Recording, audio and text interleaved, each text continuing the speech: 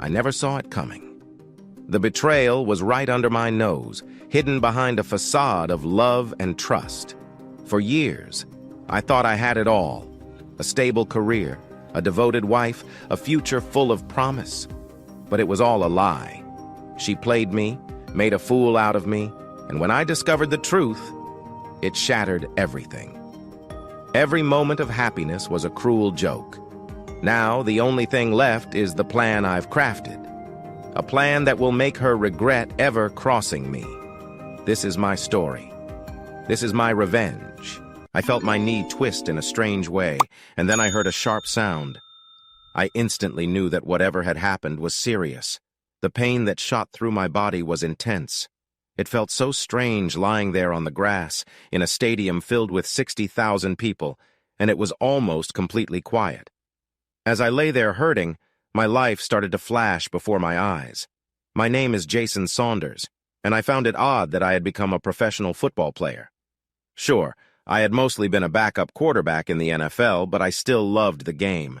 Yes, there were tough moments when big players hit hard, and it wasn't enjoyable at all. It was especially unfortunate that a linebacker had knocked me down just when I was in a bad position. Now it seemed likely that my football days were over. It was such a pointless injury. I had been brought in just to help run down the clock. There were less than 2 minutes left in the game, and we were winning 38-17. It was 2nd and 4 when I handed off the ball to Tony Jacobs, a backup running back. He got hit right away, and the ball came loose. I picked it up on the second bounce and tried to run. That's when the linebacker came crashing into my leg. As I lay there hurting, my thoughts started to drift. They weren't just about how my football career might be ending. Even in so much pain, the thought that my wife had left me for someone else hurt even more. I rocked slightly as the pain made me sweat and feel sick. The team doctor and trainers seemed to be taking a long time figuring out what to do. To distract myself from the pain, I thought back over the years. Anyone reading my thoughts might be confused. I had been a backup quarterback for most of my football life, and I thought it was a great role. You see, I was happy playing a supporting role. First, I knew what I was capable of. I was just an average player. I wasn't the ideal height for a quarterback and only had moderate arm strength. Plus, my body wasn't built to handle constant hits. But the money I got for doing relatively little work was quite good.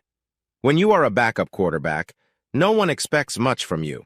People usually think you will mess up, so they aren't too upset if you do. But if you do well, they are impressed. Of course, you work hard during the season and get paid a lot compared to many jobs. I will mention one more thing about my skills. Even though I was just average, I could shine when I got a chance to play. I also seemed to perform better under pressure. The bigger the game, the better I played. What I earned was small compared to starting quarterbacks, but I was content with my pay because it was more than most people make in a year. I just shake my head when I hear about players refusing big contracts worth millions. Looking back on my football journey, it's funny because being a pro player was never my dream. I didn't want to play football, much less turn it into a job. Over the years, I've met many who wanted to reach the NFL, and none got close. I kind of stumbled into it and kept hoping to stretch my time in the game for one more year. Each year felt like a tightrope walk, knowing that eventually I'd need to find a real job. While lying on the field in Philadelphia, I realized my football career had been much luckier than my romantic life. This was either my 7th or 8th year in the NFL, and the pain made it hard to think clearly. It struck me as odd that both my love life and my football career seemed to be falling apart at the same time. "Jason, do you feel pain anywhere besides your left knee?" the team trainer asked. I shook my head, trying to bear the discomfort. "All right, I'll help you turn onto your back. Just stay still and I'll support your knee." The doctor looked me over and then called for the cart. As I was taken off the field, the fans started to cheer. If this was my last game, at least those cheers would be a nice memory. I gave a thumbs up and the crowd cheered even louder. The noise faded as we entered the tunnel, and I realized I would become a distant thought for the fans. Later, I was taken to the hospital where they told me I had torn my ACL. They planned to operate in the morning. At 30 years old, I felt certain my NFL days were over. Lying in bed, I felt down even though I knew I shouldn't complain. I had played longer than most NFL players, whose careers averaged less than 3 years. I understood why teams made changes. If you're just an average player, it's cheaper to bring in a fresh recruit from college after a couple of years. That's why I never knew from one year to the next if a team would keep me or not. Yet somehow, I made it into the NFL and lasted until now. Meanwhile, my love life felt like a series of disasters. My path to the NFL started because I talked too much. It makes me curious about how my life might have gone if I had kept quiet that day. I didn't play many organized sports as a kid, and I had never played football until I reached high school. Even when I began as a freshman, I wasn't interested in joining the high school football team. But then I spoke up at the wrong time. I was a small, scrawny kid, just 5'6" and 150 pounds, with no football skills at all. But I had foolishly said too much, and my pride wouldn't let me step back. We had been joking about the football team, who were the stars at our high school, Harrison High. I got caught up in the talk and casually said that I didn't think they were all that strong. Before I could explain that I thought soccer players were tougher, everyone started laughing at me. This made me mad, and before I knew it, they had pushed me into signing up for the football team. Harrison High was one of the few success stories in school integration. About 40 years ago, the school board closed an old high school that had a mostly black student body. The students were moved to Harrison, which was mostly white at the time. There were a lot of tensions during that first year, but the principal back then, Mr. Winters, who was black, managed to keep things calm. Today, the school is about 45% white, 35% black, and 20% Hispanic. And surprisingly, everyone mostly gets along. The integration helped Harrison become strong in sports. We not only had a good football team, but also great basketball, soccer, tennis, and golf teams. Knowing Harrison High's sports traditions, I felt my time on the football team would be short, but at least I could hold my head high, knowing I hadn't backed down. The coaches started us with something called suicides. Suicides meant running fast for 20 yards, then walking back to the start. Then we ran fast for 30 yards and walked back, then 40 yards, and finally 50. When we finished that, we started over. It was a way to see who could keep up. There were 273 of us trying out. It felt chaotic. After my second round of suicides, I got sick. But I wasn't too embarrassed because many other guys did too. The rest of that first day was filled with running, tackling, and blocking, ending with a 1-mile run. That was the only part where I felt good, finishing in the top third. Still, my body hurt by the end of the day. I thought about quitting, but my friends had been teasing me through practice, so there was no way I could give up. By the start of the second day, the number of students trying out had dropped to 162. The coaches only planned to keep 90 on the team. When the second day was a lot like the first, I wanted to quit even more. But my friends were still cheering me on, so I pushed through. Somehow, I made it through the first week. By the time the weekend arrived, I was so sore that walking was hard. Even in the second week of practice, I wished I could find a way to quit while still keeping my pride. Day after day, I waited for that chance, but it never came. It was during this week that I noticed a bit of hope. The coaches were trying to see if any new players were worth keeping. The players who had been on the team last year were set apart from the new ones, including me. As the next practice went on, I realized I didn't seem to have much to offer. With my smaller size and slower speed, I knew I couldn't play most positions like lineman or running back. Kicking the football wasn't my strong suit either. As I was told I couldn't play one position after another, it felt like this ordeal might soon end. If I couldn't help the team, surely they would let me go. If that happened, I could go back to my friends and say that football players weren't that tough. I would tell them I didn't make the team because I wasn't big or fast enough. But that didn't happen. When I went to see the quarterback coach, he looked at my hands and smiled. I didn't understand why, as I had always had larger hands. Then he asked me to throw the football a few times. I threw it 45 yards down the field, and his smile grew. When we began throwing to receivers, I found I was accurate too. My hopes of being cut from the team disappeared that day. Over the next 2 weeks, the coaches decided to keep me around as a possible quarterback. I didn't see their reasoning at all. I was only about 5'7" and weighed around 160 pounds. Still, day after day, I trained as a quarterback. When the final cuts were made, I was still on the team.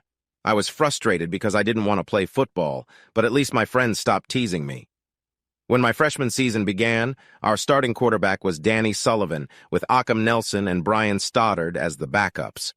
Once the season started, the practices changed. The coaches were no longer pushing us to our limits. They focused more on timing and skills. As the season went on, I had to admit that being a backup quarterback wasn't bad. I practiced with the third-team offense and wore a red jersey that meant no one was supposed to hit me. However, in high school, that rule wasn't always followed. More than once, a linebacker or lineman would knock me down. The coaches would scold the offending player, but they always smiled when I lined up again.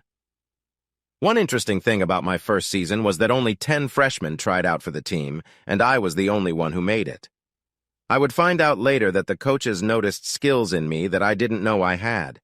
They planned to help me grow so that I would be the starting quarterback by my senior year. But I only learned about their plans years later. During my first season, I mostly sat on the bench. To be honest, I didn't mind that at all. I didn't have any pressure, and I didn't have to worry about getting hurt. The coaches didn't even ask me to join the special teams. One of the perks of being on the football team was that it was supposed to help me meet girls. In a high school where sports were so important, many girls liked athletes. At least that's how it was supposed to be. But since I was just a short, skinny freshman, I was at the very bottom of the athlete hierarchy. Plus, I was nervous around girls, which made things even harder. I didn't really get to enjoy being an athlete. By the end of the year, most people didn't even know I played football. If they didn't believe me, I could show them the team picture from the yearbook. Not having a girlfriend didn't bother me much. My friends didn't have girlfriends either. But then the homecoming dance came up. Our team captain said that every football player needed to come to the dance in a sports coat, tie, and with a date. I had the coat and tie, but I didn't know who to ask for a date. The only girl I felt comfortable enough to approach was Melinda Samuels, the preacher's daughter. Melinda wasn't unattractive, but she wasn't what you would call pretty either. She wore plain clothes and had glasses and braces. Still, in my mind, it was either her or no one. It took me 3 days to find the courage to ask her. I was happy when she quickly said yes. The dance itself was nothing special, except that Melinda looked lovely.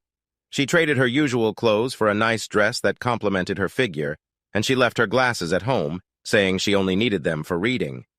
After the dance, we went on a couple of dates, but they didn't last long. However, it gave me the confidence to ask other girls out. Meanwhile, Melinda changed after the homecoming dance and caught the attention of many other guys, and she started dating a lot. During the summer before my sophomore year, I decided I wouldn't play football next season. But I probably would have stuck to that if the coach hadn't stopped me in the hallway to make sure I would be there for the first practice. By the time the season started, I became the third-string quarterback. Danny had graduated and received an academic scholarship to play football at Duke. I should mention that Danny was both very smart and a talented athlete. As I said, I enjoyed sitting on the bench and watching the game up close. The coaches felt I should take on a more active role, so they made me the placeholder for our kicker, Rollo Rodriguez. Rollo was quite full of himself, believing he was better than everyone else. Being a placeholder is not hard. I simply take the snap from the center, set the ball down with my finger on top, and move my other hand out of the way. Rollo thought it was funny to kick high during practice, trying to catch my hand. I wanted to confront him, but he could kick a field goal from 50 yards away. I figured the coaches wouldn't like it if I got into trouble over him. Eventually, Rollo played for Ohio State and even had a brief time with the Denver Broncos, but he still acted like a jerk. The state championship game changed my football career. We were losing to Patterson High 27-24 with less than 2 minutes left. Danny Sullivan moved our team to Patterson's 25-yard line, but we hit a roadblock. With only 11 seconds left, the coach sent Rollo to try a field goal to tie the game. We hoped we would go into overtime, but that wasn't how things went. The snap was perfect, and I managed to place the ball down well. But then Rollo slipped on some uneven turf, and his kick was blocked. The ball bounced back towards me, and I had to run fast. It felt like they almost caught me 3 times, but I managed to escape. Then I spotted Barry Blakely open in the end zone, so I threw him a pass just as time ran out. Instead of going to overtime, we won the game 30-27. Our linemen were so excited that I thought they were going to lift me off the ground. The whole team gathered at Julio's Pizza Kitchen to celebrate. Due to the crowd, they had to open up a special room in the back for us. I was enjoying the night when Jimmy Washington walked in. Jimmy was a wide receiver a year ahead of me, and that night, he had Melinda with him. It was clear they had been drinking. It was normal for Jimmy to be loud, but seeing Melinda like that was surprising. "Hey, white bread," Jimmy said with a grin. "You may have won the game, but I got your girl." I should mention that Jimmy and I didn't get along well. I think it was because I once nicknamed him Stone Hands. Jimmy was an incredible athlete. He ran faster than anyone else on our team and was also great at basketball. But as a wide receiver, he often struggled to catch the ball. He didn't have the gentle touch that a good receiver should have. Looking back, I shouldn't have called him Stone Hands, but I got frustrated when he dropped the fourth pass I threw to him in practice. Over time, I learned that Jimmy held on to grudges. He could be quite vengeful, and I would discover just how difficult he could be. I found Jimmy's comments amusing. Once Melinda got her braces off, she looked really good. I had only taken her to one dance and a few dates, but if everyone thought she was my girlfriend, it might help my reputation. Plus, I wanted to tease Jimmy a little, which wasn't the smartest idea. "First off, I don't like being called plain," I said, trying to be funny. "I'm more like whole grain, and Melinda isn't my girlfriend, but I wouldn't need to do anything tricky for her to like me." Jimmy pushed me back down when I tried to stand up and walk away. "Forget you! She's my date!" "Come on, don't be foolish," I said with a grin. "Melinda has never been my girlfriend. Are you calling me foolish?" Jimmy pushed me again. By then, everyone in the pizza shop was watching us. I was really annoyed with Jimmy for making a scene, but I didn't want to escalate things since he was much bigger than me. Still, I felt like I couldn't just back down, so I tried to make a joke, which wasn't the best idea. "Jimmy, you're so silly. You can't even walk and chew gum at the—" I saw one of the big guys, Joey Weaver, holding Jimmy's arm tightly. Joey was called Tuba because he played the tuba in middle school, and he was very sensitive about his weight. He weighed about 300 pounds. After Jimmy shouted, I watched Tuba do something incredible. He lifted Jimmy off the ground with one hand. "I'm pretty sure I misheard you," Tuba said calmly. "Didn't you say tuba?" Jimmy's eyes went wide with fear. He quickly nodded his head. Yeah, that's right, tuba." "I thought so," Tuba said as he set Jimmy down. "And leave my quarterback alone. We big guys don't like it when someone picks on our quarterback. Got it?" "Yeah, okay," Jimmy said, looking apprehensive as he turned and walked away. Tuba looked at me, chuckled, and encouraged me to find someone my own size. Jimmy was tall and weighed around 195 pounds. I always liked Tuba, and we remained friends long after high school. Jimmy left so fast that he forgot to take Melinda with him. Wanting to be a nice guy, I decided to give her a ride home. First, I took her to the Sundowner Diner and got her a cup of coffee. After we sat down, Melinda started to argue with me, which made me frustrated. I felt it was best to give her some space. Once outside the diner, I called her father to let him know where to find her. After that, Melinda didn't speak to me for the rest of the year, but that didn't bother me. By my junior year, I had grown taller. I was now 6 feet 2 inches, weighed 195 pounds, and had become stronger and a bit quicker. Still, I was considered slow compared to some of my team. The downside of his play style was that it made our offense less flexible. We also lacked strong running backs and a solid offensive line, with Tuba being the only reliable player at left tackle. We had a tough season but ended with a 7-2 record, which allowed us to enter the playoffs, though we had a hard time advancing. We reached the semifinals and played against St. John's, where we did surprisingly well, winning 42-10. Akem was fantastic that game, scoring 4 touchdowns and throwing for 2 more. I even caught one of those touchdown passes. In the finals, we faced the best team in the state, Clinton High, who were favored to win by 2 touchdowns. Many expected them to overpower us, especially on defense. They scored easily, but our team responded again and again thanks to Akem's effort. With less than 2 minutes left, Clinton scored and took a 42-38 lead. We got the ball back, and Akem ran for 15 yards on the first 2 plays. Unfortunately, on the 3rd play, he got hurt and had to leave the game. That's when I realized I could handle pressure. I went onto the field and started leading our team down the field, ready to give it my all. Clinton was ready to play against Akem, and they didn't know what to do with me. We were finally on Clinton's 4-yard line with just 5 seconds left. I realized we had time for only one final play. The coach put 3 wide receivers on one side of the field. Jimmy moved just before the snap, as planned. The defender who should have covered him missed the assignment. I threw a great. Tabor was about 5'7" and 210 pounds of pure muscle. He could run fast, and because of his low build, he was hard to stop. We were good friends until things changed. With our improved offensive line and stronger defense, Harrison became a powerful team again. We had a smooth run through the regular season and made it to the finals easily. Most of our success was on the ground. Other teams found it hard to stop Tabor, and when they did manage to slow him down, I could start passing, putting more pressure on their defense. My life was going well until 2 weeks before the state finals. I thought I had to work one Friday night at my part-time job, but it turned out they accidentally scheduled 2 of us. So I went home and changed, then I decided to visit Gina. When I arrived, I saw Tabor's car in her driveway.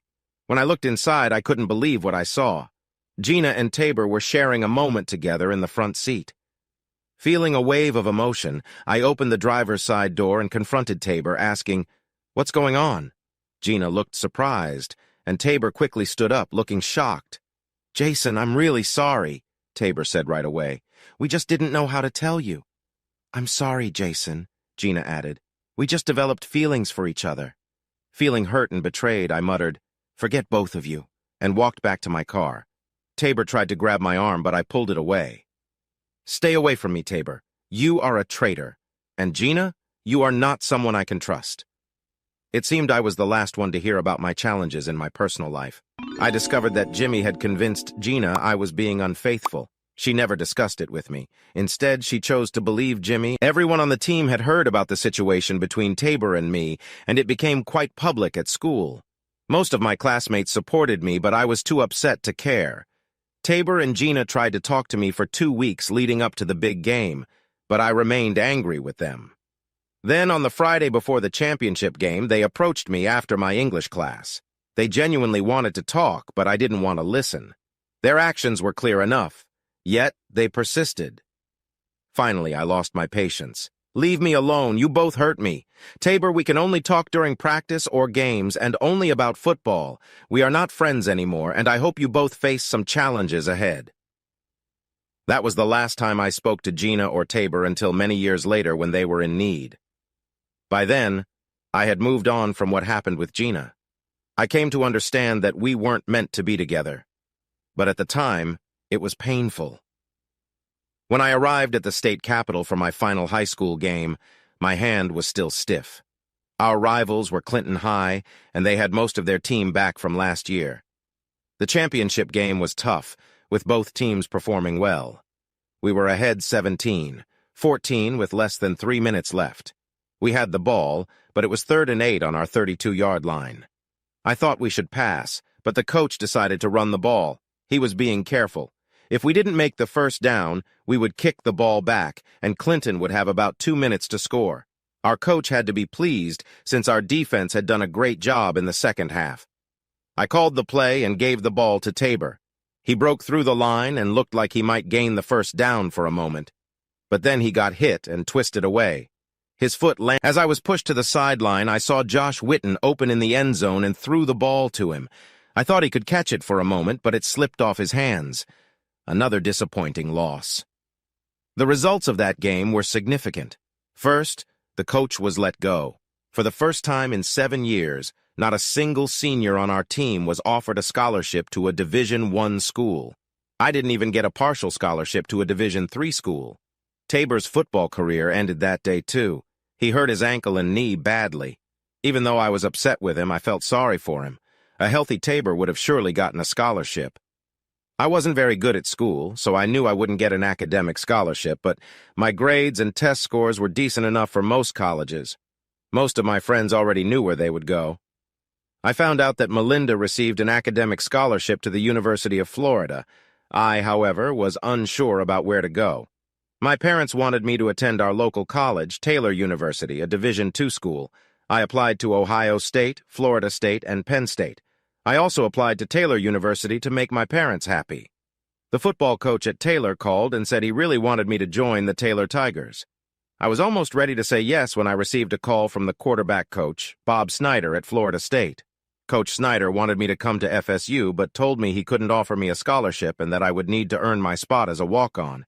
If I made the team and stayed on, I would get a scholarship the next year. I needed to think about this, so I went to the Sundowner Diner. After I got my milkshake, I considered my choices. On one side, Taylor University wasn't offering me a scholarship, but my parents had saved some money for my college, wishing I would go to Taylor University. But when I told them my reasons for leaving, they understood and promised to help however they could. One good thing about my job was that I arrived at my first FSU practice in better shape than most of the other players. The hot and humid weather didn't bother me as much. After weeks of hard practice, I made the team. Coach Snyder kept his promise and gave me a full scholarship starting my second year. My parents were very happy. The only issue was that Florida State already had 4 quarterbacks, and I knew the coaches would not let me sit out the whole season. I wasn't sure what my role would be. I was relieved when they made me the placeholder since I had experience with that position. I mostly stayed on the bench, going in only for field goals and extra points. One of the best moments of the year was when we played Michigan State in the Sugar Bowl.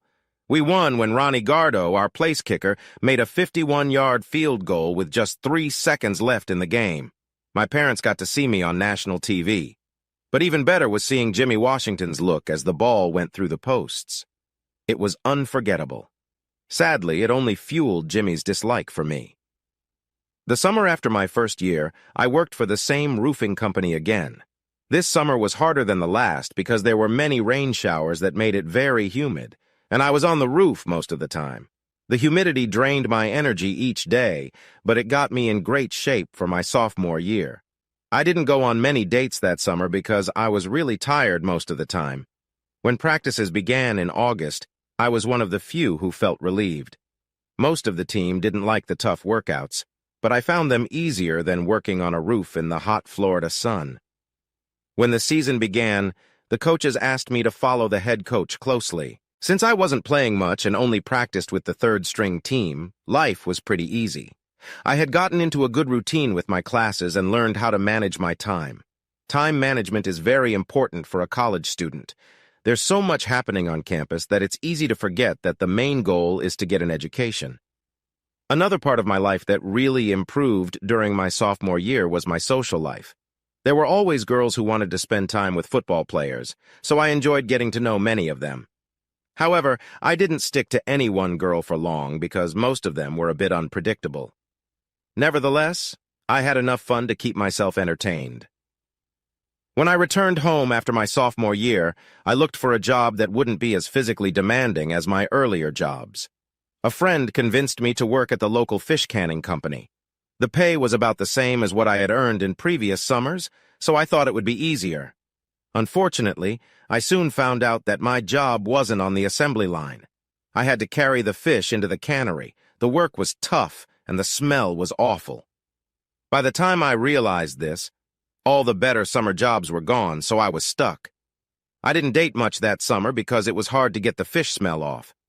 In my junior year at FSU, I was officially the third-string quarterback until Brad Tillis had an accident and injured his leg.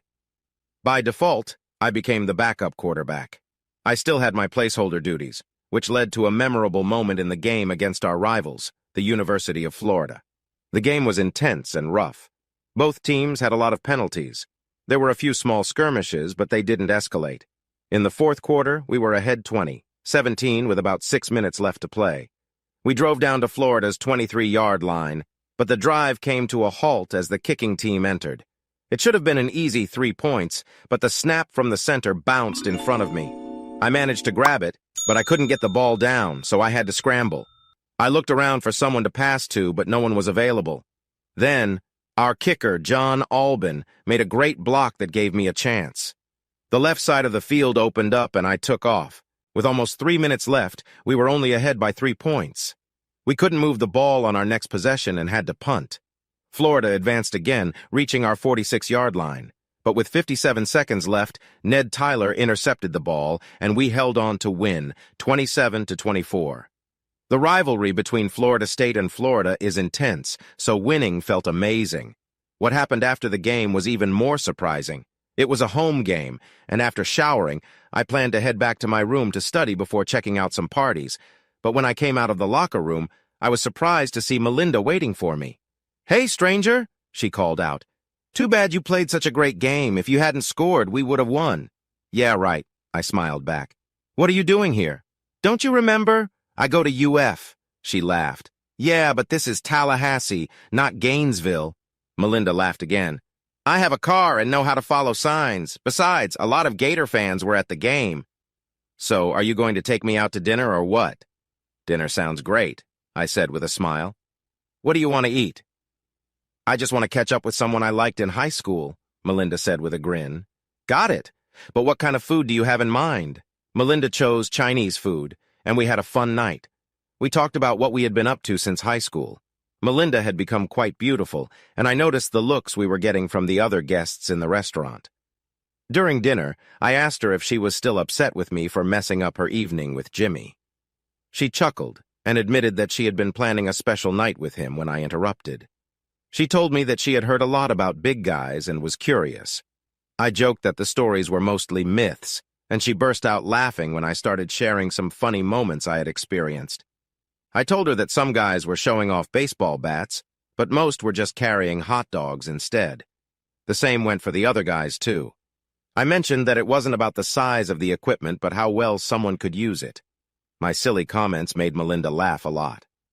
After she finished laughing, Melinda got serious and said that breaking up her date with Jimmy was actually a good thing.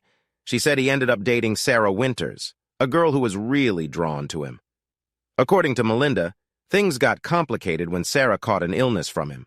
"Oh man, I would have been so embarrassed if that were me," Melinda said, "especially having to explain it to my dad." We spent the weekend together, and I felt like we were connecting. The game against Florida had been our last of the season. We had 5 weeks until we played Alabama in the Cotton Bowl, and I was able to visit Melinda every weekend. I stayed with a couple of friends who went to the university. We had a lot of fun, but I made it clear that Melinda and I were just friends. In the Cotton Bowl, we lost badly, but I got to play the last quarter when we were already behind. I managed to lead a couple of drives that ended in touchdowns, but Alabama scored again too, so my effort didn't matter much. Still, it impressed Melinda, and that made me happy. With football season over, I could focus more on my studies and spending time with Melinda. I was driving back and forth between Tallahassee and Gainesville a lot. Most of my visits were short, usually just for dinner and maybe dancing. When the school year ended, we both went back home. Even though I had moved on from Gina, I wanted to take my time with Melinda. But I had developed strong feelings for her and wanted to move forward in our relationship. We hadn't grown closer in an intimate way yet, but I hoped that would change over the summer. However, things took a sudden turn. In the summer before my senior year, I looked for a job that wouldn't be too stressful. Luckily, I got offers for 2 jobs thanks to my role with the Seminoles. One was in Tallahassee at the Florida Department of Revenue, which would help my resume since I was studying business. The other was at a local grocery store, which I got because I was somewhat known in the area. I decided to take the grocery store job so I could stay close to Melinda. I was set to attend an orientation that Monday from 9 a.m. to 5 p.m. I told Melinda I would pick her up that evening for a nice dinner. After the orientation class, which only had one other guy and me, we wrapped things up around noon. I decided to call Melinda to see if she wanted to hang out and grab an early dinner before we went dancing. Unfortunately, my calls went straight to her voicemail. With no luck reaching Melinda, I thought I'd get some lunch. I was in a good mood until I walked into the diner. In the dim back booth, I almost missed seeing them. As I got closer, I was shocked to find Jimmy leaning in close to Melinda, their conversation seeming particularly intimate. It felt just like the time with Gina and Tabor, but this was worse. Melinda had betrayed me with Jimmy Washington. "Oh, this is just great," I said, feeling angry. "You finally did it, Jimmy. You took my girlfriend. I hope you both are happy together." "No!" Melinda shouted while Jimmy just smiled. "Jason, it's not what it looks like. Please let me explain. Why do people always say that when it seems exactly like what it looks like?" It seemed clear to me that my girlfriend was sharing a moment with someone I didn't like, and it was hard to witness. Since our last meeting, I had gotten bigger and stronger, and I knew I could confront Jimmy. But if I did that, I would lose my scholarship, so I just left. As I drove away, my phone lit up with messages from Melinda. I didn't want to answer any of them. Instead, I called the Florida Department of Revenue to ask if the job offer was still available. They said it was, but I needed to be there by tomorrow, or the job would go to someone else. Next, I called Publix to thank them for the job offer, but told them I needed to return to Tallahassee. The manager, knowing I was a local star, understood and wished me the best for the next season. At home, I explained my sudden change of plans to my mom and dad, packed my bags, and set off for Tallahassee. As I drove back to Florida, I had time to think and calm down. I realized that Melinda and I hadn't actually promised to be exclusive. I had just assumed we were. We hadn't even taken things to the next level, and since we hadn't made any promises, Melinda was free to do as she liked. Still, it hurt a lot. Jimmy had hurt me again, and I vowed he would pay for it someday. Once I started my job with the Department of Revenue, I quickly learned a few things about government work. First, knowing the right people mattered more than what you actually know. Being set to be Florida State's starting quarterback next season seemed to rank higher than job skills. I also discovered that many government workers wouldn't last a day in a typical job. Finally, I figured out that no successful business could ever run like the government does. The situation at work was frustrating. Many of my coworkers didn't seem to want to put in the effort. They were friendly enough, but not very hardworking. Even though they didn't do much, they often complained about not getting paid enough. I chose to stay quiet about it. During my time there, I learned a lot about how the government functions. Even though many employees grumbled about their salaries, they were often earning more than people in similar jobs in the private sector. On top of that, they had better benefits. I realized I was earning more in my summer job with the state than I would have at a grocery store. It was surprising. Despite not feeling great about my job, coming back to Tallahassee turned out to be a good choice. I could work out at the local stadium all summer. I focused on building my strength, especially in my legs and arms. I found out that Terry Schuster, a wide receiver from the previous year, was also in town for summer classes. We started working out together a few times a week. Then we met Warren Porter, a talented recruit who had started school early, and he joined us for our workouts. As the summer progressed, the three of us trained together. Warren was very fast and skilled at catching the ball. I could see that Terry had yet to show what he could really do. He ran great routes and caught almost everything I threw his way. About 2 weeks after returning to Tallahassee, I realized I hadn't settled things with Melinda. It started to bother me that I hadn't treated her well, and I felt the need to apologize and end our relationship. She was lovely, but I wasn't sure I could trust her. I was nervous when I finally decided to call her. "Jason," she answered, sounding unsure. Yeah, it's me. I want to say I'm sorry for how I left things. I shouldn't have reacted the way I did. We never said we were exclusive, so I just wanted to apologize." "Jason, there's nothing going on between Jimmy and me," she replied quickly. "Melinda, that's not the point." I didn't want to discuss that now. "I think it's best if we take a step back for now. Maybe we can reconnect later." "Jason, I'm going back to UF next week for some classes," she said eagerly. "Why don't you come visit, or I can come up to Tallahassee? We could talk things through." "I don't think that would be a good idea," I quickly said, wanting to avoid meeting up. "I have a lot going on right now. Maybe after the football season we can meet up if we want to. I hate to end this call, Melinda, but I have an appointment." "Okay, Jason." I could hear she was a bit sad. "I hope you have a great season." After the phone call, I still felt uneasy. But I couldn't shake the feeling that I had avoided a tough future. Now I could focus on football and school. Once the season was over, I would finish my degree and graduate. After that, I didn't know what would happen. I certainly didn't expect to meet Stacy Carlson. I met Stacy in the library. School hadn't started yet, but I already had my schedule for the fall term, which included a class called The Reality of Economics Today. This class would talk about current economic ideas and past economic mistakes. I had to read 2 books, Freakonomics by Stephen Levitt and Stephen Dubner, and Capitalism and Freedom by Milton Friedman. I thought both books might be hard to find, so I checked the library. I found the Friedman book, but Freakonomics was already checked out. I decided to see when it would be returned and went to the checkout desk. While standing behind a girl in line, I noticed she had Freakonomics in her hands. I couldn't help but laugh. "I see you have the book I want," I said, still chuckling. The girl turned and smiled at me, and it felt like a ray of sunshine. She was about 5'5" and had a slender build. With her short blonde hair and the brightest blue eyes I'd ever seen, she seemed delicate, and I felt a strong urge to look out for her. I wouldn't call her beautiful, but there was something about her that made my heart race a little. "Are you returning that book?" she asked. "No, I'm just about to check it out. And I was looking for the book you have," I laughed. "I think we're both in the same class, right? The Reality of Economics today?" "Yes," she giggled. "I'm Stacy Carlson." She extended her hand and I shook it warmly. "I'm Jason Saunders," I said, stepping back to see if she recognized me. Most students probably wouldn't know me just by my face. I mean, put on a football uniform and a helmet, and even your own mom might not know who you are. But most students who followed football at Florida State, which was most people in Tallahassee, knew my name. Stacy, though, had no idea who I was, and I liked that. "So what should we do about needing each other's book?" Stacy asked with a shy smile.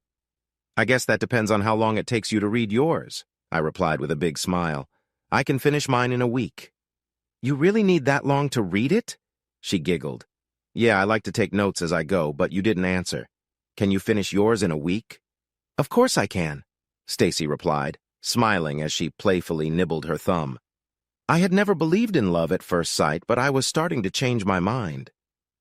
"Then why don't we meet here in a week to return our books? We can borrow new ones then." "Sounds good," Stacy said with a smile, handing me her number. "And if you finish early, give me a call." I gave her my number in return. I sped through my book and finished it 3 days later. I didn't take as many notes as I wanted, but I was more eager to see Stacy again. When I called to share that I had finished, she laughed and said she had finished hers in 2 days. We decided to meet at the library the next day to swap books. I quickly asked her to join me for lunch. That turned into lunch 3 or 4 times a week. During our lunches, I learned that Stacy was an only child and had moved from James Madison College in Michigan. Her parents were divorced, and she lived with her mom. Stacy was studying communications with a minor in business. The more time I spent with her, the more I realized I was developing feelings for her. There was something special about her. Finally, I found the courage to ask Stacy out, but she told me she had plans for Friday and Saturday and was going to visit her mom on Sunday. Still, she said she would be free the next weekend and encouraged me to call her during the week. I felt a bit let down that she was busy, but I was happy that she wanted me to reach out again. Unfortunately, Stacy got sick and had to leave school for the semester. I heard she had mono, but I couldn't get in touch with her. I tried calling several times, but was told she was resting or at the doctor's office. I had a feeling that maybe she was avoiding me. Not knowing the truth, I eventually stopped calling since I needed to focus on the upcoming football season. Still, I felt very disappointed. As spring training began, everyone expected me to be the starting quarterback, but I quickly saw that I faced some tough competition. Florida State had recruited a 5-star quarterback from a high school in California who was being compared to Tom Brady. His name was Jackson Samuels. They also brought in a 4-star quarterback from Louisiana named Chad Foster, who was an impressive 6 feet 6 inches tall and weighed 250 pounds. He was as big as some of our linebackers. As practice started, it was clear that the coaches were really excited about their 2 new players. To them, it felt like I was being overlooked. As I watched Jackson during practice, I quickly understood he wasn't like Tom Brady. He was a scrambler. He had a strong arm and threw accurately when he had time. But I noticed that Jackson had a significant challenge with moving around too much. As soon as things got tough in the pocket, he would run away. The coaches seemed to only focus on his perfect passes when he was safe and the yardage he gained while running. Chad was different. He also had a strong arm, but he wasn't as good as Jackson. He had a unique way of throwing, and while he had talent, he hadn't developed it well. Chad showed clear signs of whether he was going to throw or run, and after paying attention for a while, I could tell which plays he had called just by how he stood. After the first day, I tried to help Chad improve, but it turned out he didn't want any advice. He rejected everything I suggested. I shared my concerns with the quarterback coach, who agreed with me. The next day, Chad confronted me for talking to the coach. From then on, I decided to keep my distance from him. I wasn't going to help him anymore. By the end of spring practice, Jackson was named the starting quarterback, with Chad as the backup, and I was in my usual spot as the third-string quarterback. I won't pretend I wasn't disappointed, but football never defined my life, so being third string wasn't new to me. As the third-string quarterback, I had one main job, which wasn't glamorous. I carried the clipboard with plays and followed the coach around. The upside was that sometimes I got to wear the headset, but I never got to sit down. Being around the coach was tough. He yelled a lot, and I still had to carry my helmet. Our first game was against Louisiana Tech, and we won easily, 48-3, with Jackson scoring 2 touchdowns and running for 2 more. People started talking about him potentially winning the Heisman Trophy. However, things took a turn in the next game when we lost to North Carolina, and Jackson struggled. We barely won against Duke, but then we had Miami coming up, which was a big rival for us. At Florida State, a coach could have a bad season, but if he won against Miami or Florida, he might keep his job. Miami had a strong defense that year, and they pressed Jackson all game long.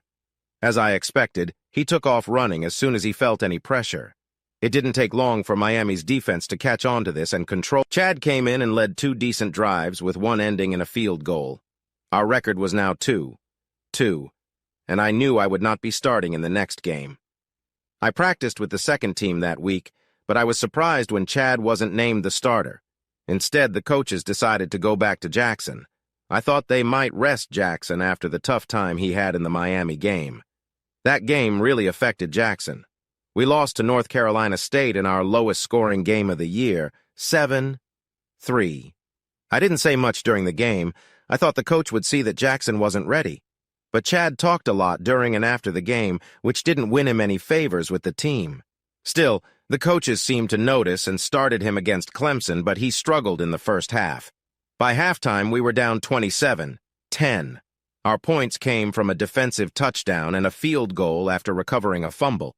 Finally, the coaches decided I would start the second half. Looking around the locker room, I noticed my teammates were smiling. I saw relief on Jackson's face and frustration on Chad's. It felt good that my teammates were happy I was going in. We started the second half by returning the kickoff for a touchdown, giving us great energy. The defense stopped Clemson on their next series, and I helped lead our team on a drive from our 22-yard line down the field for another score. Now it was just a 3-point game, 27-24. Clemson managed to get a field goal, but that was all they scored for the rest of the game. I moved our team down again for 2 more touchdowns and a field goal. We won with a final score of 41-30, and I was now the starting quarterback for Florida State. We went on to win the rest of our games that season, including a 28-14 victory over Florida. With an 8-3 record, we were invited to the Gator Bowl, where we faced Michigan State again. Jimmy was still playing for them, having been red-shirted his freshman year, which meant his eligibility would start in his second year. He was having a great season with over 1,400 receiving yards, leading to discussions about him being picked in the first round of the NFL draft. The bowl game wasn't close. We won 31-14, but Jimmy scored both of Michigan State's touchdowns. I threw for 307 yards with 1 touchdown and an interception. That day, our team played really well, controlling the game and scoring 3 touchdowns. Now that the season was over, I focused on my studies at college. Stacy had returned to school, and we started dating again. Oddly, she didn't want to talk about her recent illness. I guessed she might be shy about having had a common virus, so I didn't bring it up. The last semester of school was quite interesting. I was doing well in my classes, but felt unsure about football. I thought there were at least 10 players on the Florida State team who had a good chance of being drafted, but I wasn't sure if I was one of them. However, when I received an invitation to the NFL Combine, I felt like I might have a shot. It was a surprise and an honor to be invited, since only 335 college players were selected.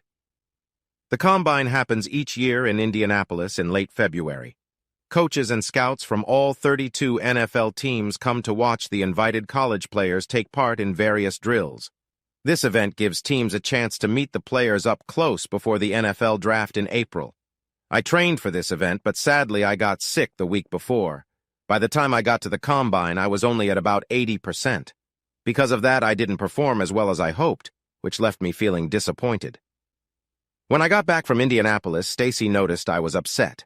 She tried to cheer me up, and she did a great job. I was surprised to hear that she had watched the combine on TV. Millions of fans follow the NFL draft closely. Stacy's humorous descriptions of what she saw made me laugh a lot. At one point, she compared one of the drills to a chicken trying hard to escape. As the semester started to wrap up, Stacy and I managed our studies well. We had been dating throughout the semester and had grown closer. Even though we hadn't talked about it, I thought we were both exclusive. Each date seemed to strengthen our connection. There was one more NFL-related event I needed to attend.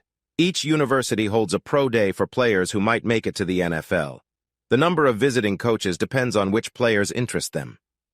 At Florida State, there were a dozen players getting ready for the workouts, and I was one of them.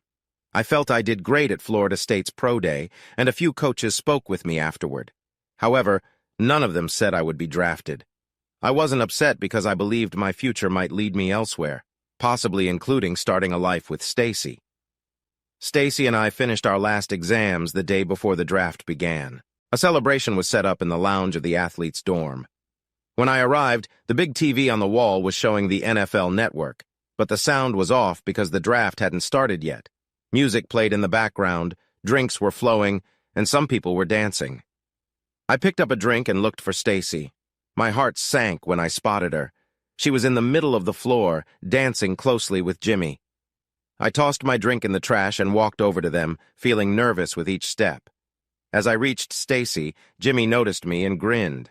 "Hey, look who it is," Jimmy said with a smug smile. "I see you've met my fiancée."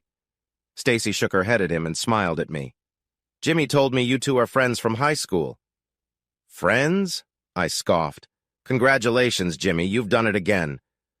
I turned and started to walk away. "Jason?" Stacy called after me. "Where are you going?" I didn't reply, I just kept walking. Seeing Stacy with someone I didn't like at all was heartbreaking.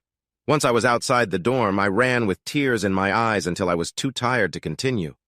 I thought Stacy and I shared something special, and learning she was engaged to Jimmy felt crushing.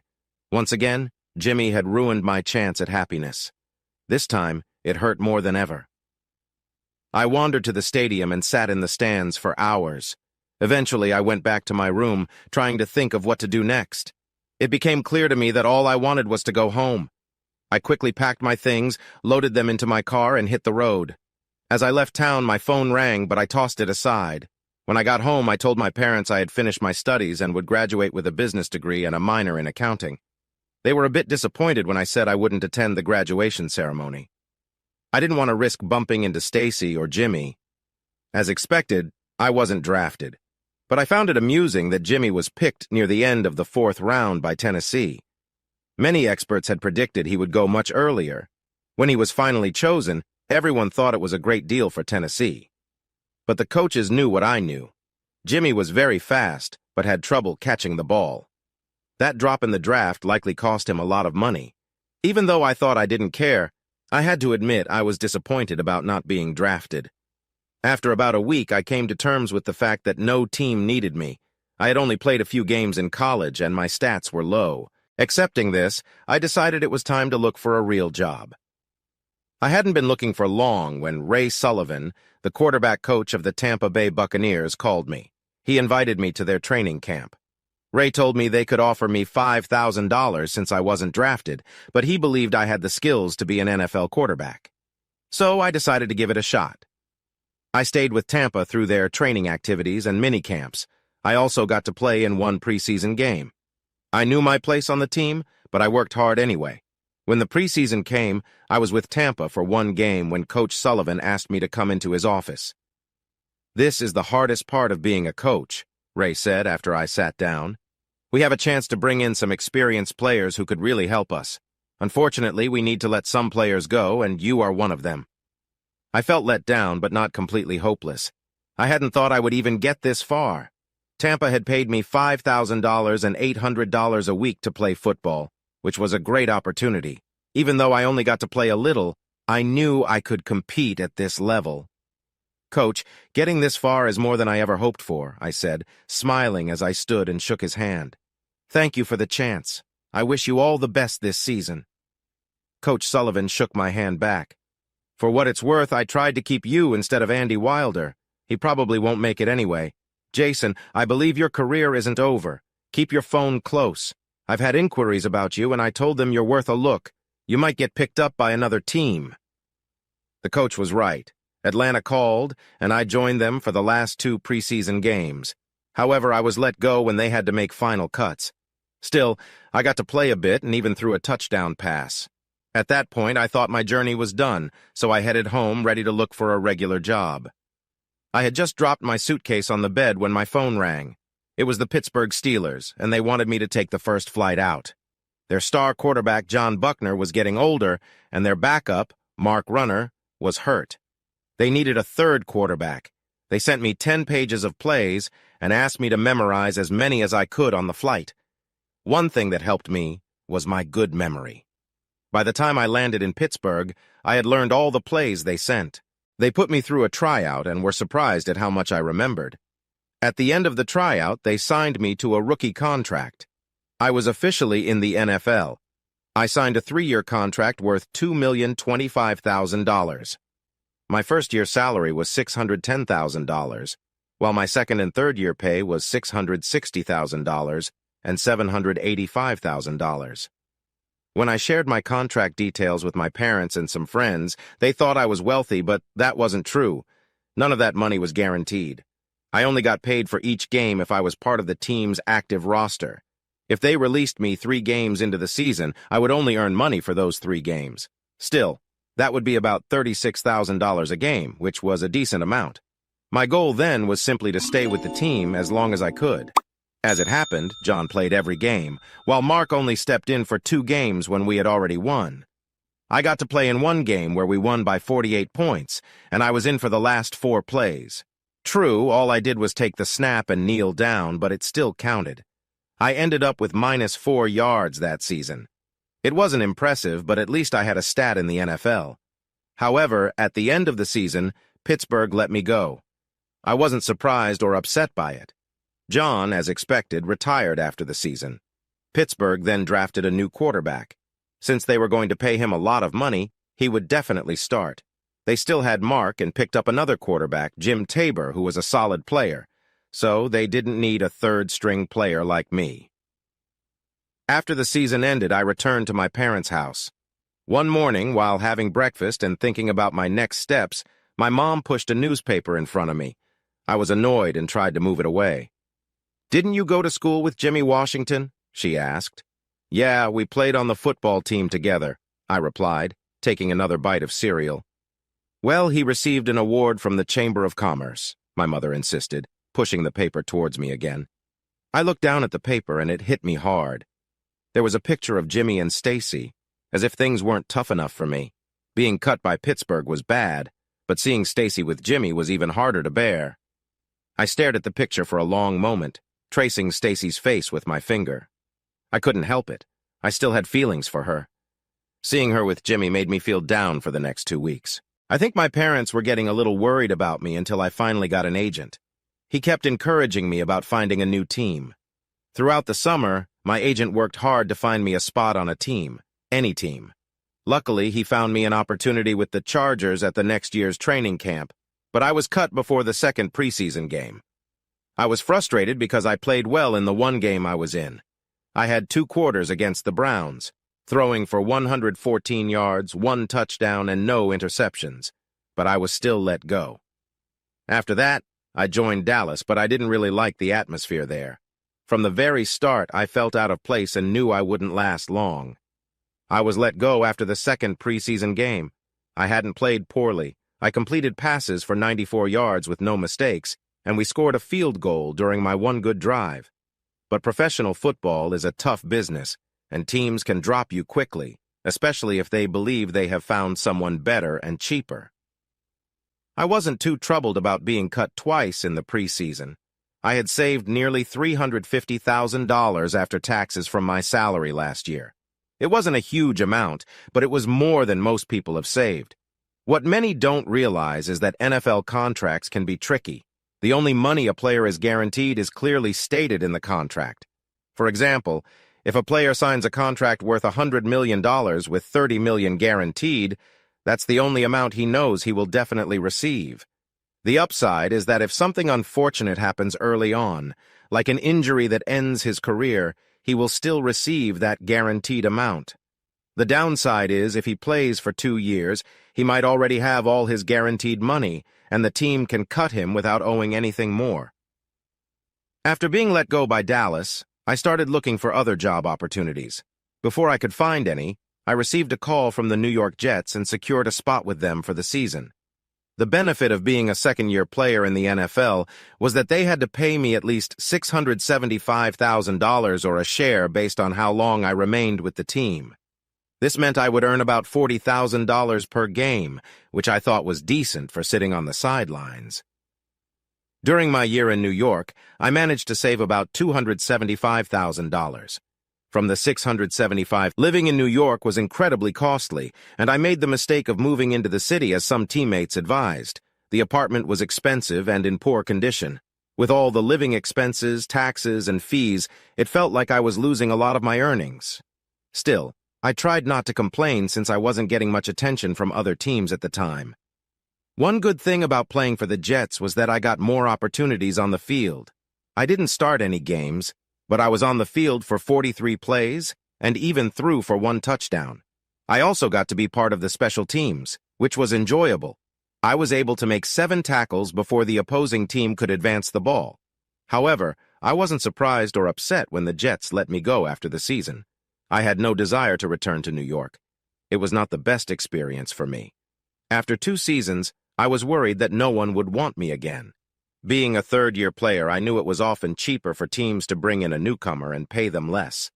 Who would want to pay someone almost $800,000 just to sit on the sidelines? But my worries were unfounded when I got a call from Tennessee. At first, I felt uneasy about being on the same team as Jimmy, but then I found out he had been traded to Arizona for a 6th-round draft pick. Even though I didn't like Jimmy, I thought Arizona was making a good deal. It turned out that wasn't the case. I stayed with the Tennessee team until after the second preseason game. Until then, I was sure I would make the team. I had played well in both games and thrown a touchdown in each. But the business side of football caught up with me. Tennessee decided to sign a quarterback from the Canadian Football League who was less expensive. I was at the Nashville airport when my phone rang. It was the general manager of the Buffalo Bills. Their backup quarterback, Drew Anderson, had a second concussion during training camp. Even though Buffalo's starting quarterback, Roger Stark, was still healthy, he was 40 years old. This made Buffalo nervous about relying only on those 2 quarterbacks. They wanted some backup, so they offered me $1.1 million to join them, along with a $50,000 signing bonus. The rest of the contract wasn't guaranteed, but I knew this was a pivotal moment in my career, even if I didn't realize it at the time. The culture in Buffalo was relaxed, and I felt comfortable right away. However, I was a bit nervous working with Roger. Thankfully, he made me feel at ease from the start. He was not only an excellent quarterback, but also a great mentor. He constantly helped me throughout training camp and the season. I thought I understood what it took to be a quarterback in the NFL, but working with Roger every day showed me how much I still needed to learn. Roger taught me many techniques teams use to hide their defenses and how to best guide my receivers. He even showed me how to release the ball faster. Watching game film with Roger was a learning experience in itself. He noticed things that even the coaches missed. I felt like I had improved as a quarterback. But when the season began, I found myself in the 3rd-string role. It reminded me of my days at Florida State, walking beside the coach during practice. The good part was that I got to wear the headset most of the time, as Coach Stombard preferred it when he wanted to talk to the coaches upstairs. Buffalo had a fantastic season, and Roger started every game. Drew only played a little bit, and since he hadn't played much, he was doing fine. In reality, they didn't really need me, but for some reason they kept me on the team. I was having the best time of my life being part of a winning NFL team and getting ready to marry my fiancée. But as they say, all good things must come to an end. Near the end of my time with the Buffalo team, my love life faced more trouble. And yes, it was Jimmy's doing. For a while, I thought I had found a woman I cared for deeply, almost as much as I had cared for Stacy.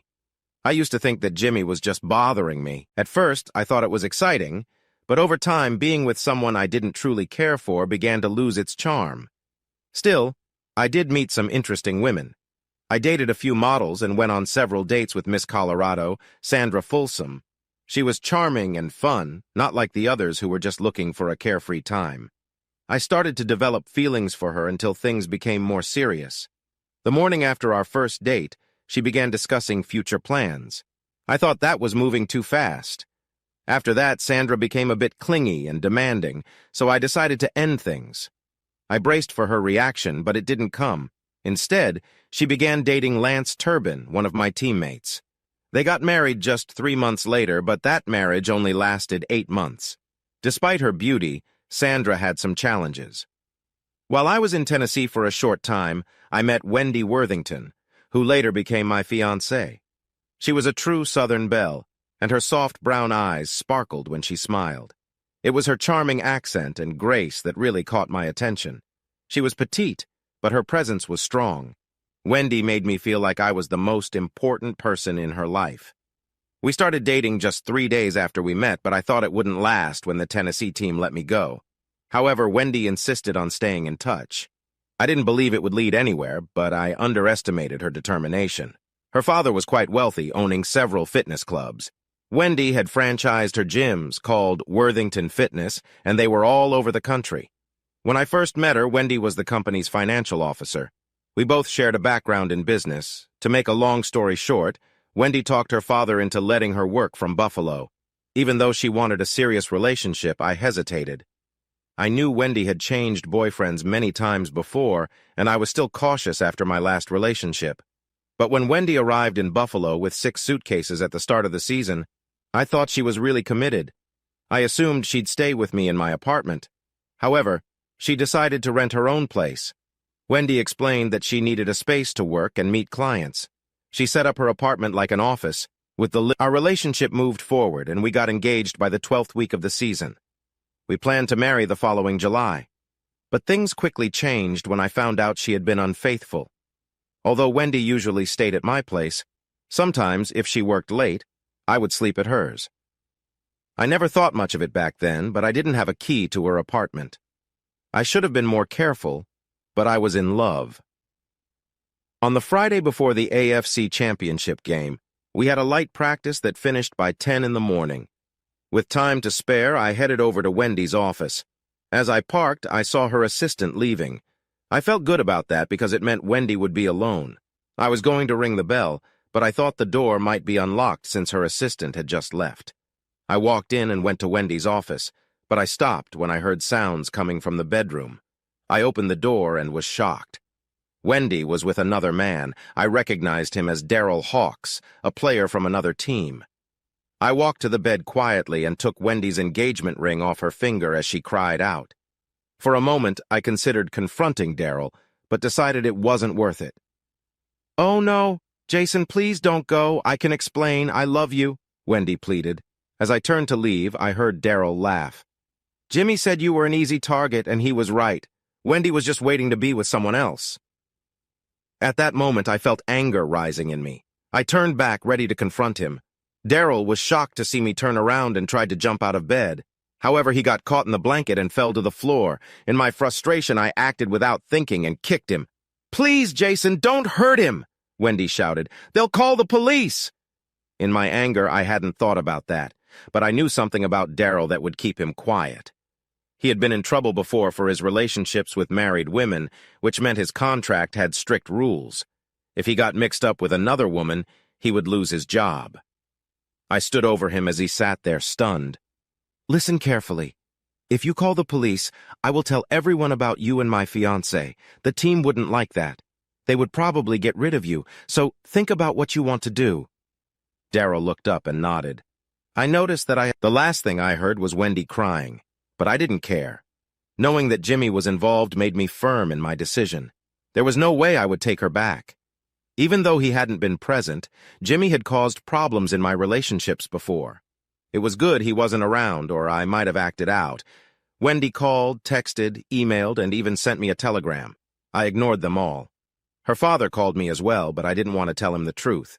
Instead, I told him that his daughter was too controlling, and he accepted that. Thinking about it, I shouldn't have been surprised that Wendy and Jimmy had something going on. Wendy's father had connections with the Tennessee Titans, and Jimmy would have noticed someone like her. Jimmy had been drafted by the Titans, but after 2 seasons, they traded him to Arizona. I thought Arizona got a good deal. He wasn't perfect, but he could make big plays.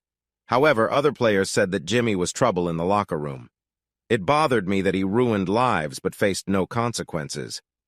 As I drove away from Wendy, I felt a mix of anger and betrayal. A lonely ache filled me. Luckily, I had something to focus on: the AFC Championship game. The game actually took my mind off my troubles for a few hours. Everyone thought the game would be close, but Roger played brilliantly against Denver's defense. He threw 3 touchdown passes, leading us to a convincing 38-17 victory over the Broncos. Even though I didn't step onto the field, I felt just as thrilled as the rest of my teammates. That's one of the great things about being part of a team. It feels like family, and you always want the best for each member. The joy carried me through to the next morning, but soon the hurt from Wendy's betrayal began to weigh on me. Love can be beautiful, but losing it brings a sadness I wouldn't wish on anyone. Well, maybe I would wish it on Jimmy, since he caused so much hurt for many people, including me. A few days later, I managed to push most of my feelings aside as we got ready for the Super Bowl. I've never understood why it's called Super. It just seems like another championship game to me. Other sports, like baseball, also make a big deal out of their championships. I mean, the World Series? How can it call itself that when only American teams are involved? Whatever the reason, there was so much going on that I didn't have much time to think about Wendy. Even as the third-string quarterback, I gave many interviews and attended countless team events. Plus, I focused on preparing for the big game, as if I might be the starting quarterback. As game time neared, all I could think about was the match ahead. The experts had predicted the Packers would have a slight edge, but by halftime it looked like we were facing a tough loss. Unfortunately, the Packers were dominating us. In the first quarter, Green Bay made a long drive and scored first. Roger had a rare mistake and threw an interception that led to a touchdown. Before we knew it, we were down 14, 0 less than 6 minutes into the game. Things went from bad to worse on our next series. Roger tried to escape trouble when the defense was closing in, but he twisted his ankle when he went to slide. He had to be carried off the field. Drew rushed in to take his place, but just a couple of plays later, he threw an interception too. Green Bay scored yet again just a few plays after that. On the next kickoff, Ronnie Tanner fumbled the ball, and Green Bay quickly took advantage, making it 28-0. The rest of the first half was a struggle for us, while Green Bay managed to score once more. Finally, halftime arrived. With the score at 35-0, we felt completely defeated. I sat in the quiet locker room, realizing that no team in Super Bowl history had ever come back from such a large deficit. The coach stayed silent for 10 minutes as he looked over notes, leaving us to reflect on how to move forward. Finally, he looked up and pointed at me. "Jason, you're starting the second half." I glanced around and saw my teammates nodding and smiling. Then I noticed Terry Schuster and Warren Porter. They had joined the team at different times, but mostly practiced with the second team like I did. "Coach," I said quickly, "I'd like to play with Terry and Warren." "Brad and Jerry are better," he replied. "That may be true," I insisted, "but I have practiced with Terry and Warren almost all season. I know how they play." The coach thought for a moment and then nodded. "Okay, we'll give it a try." We kicked off to start the second half. Oddly, I wasn't nervous. I focused on each play as it was given to me and did my best. With surprising skill, we made our way down the field and finished with a field goal. The team's energy began to rise.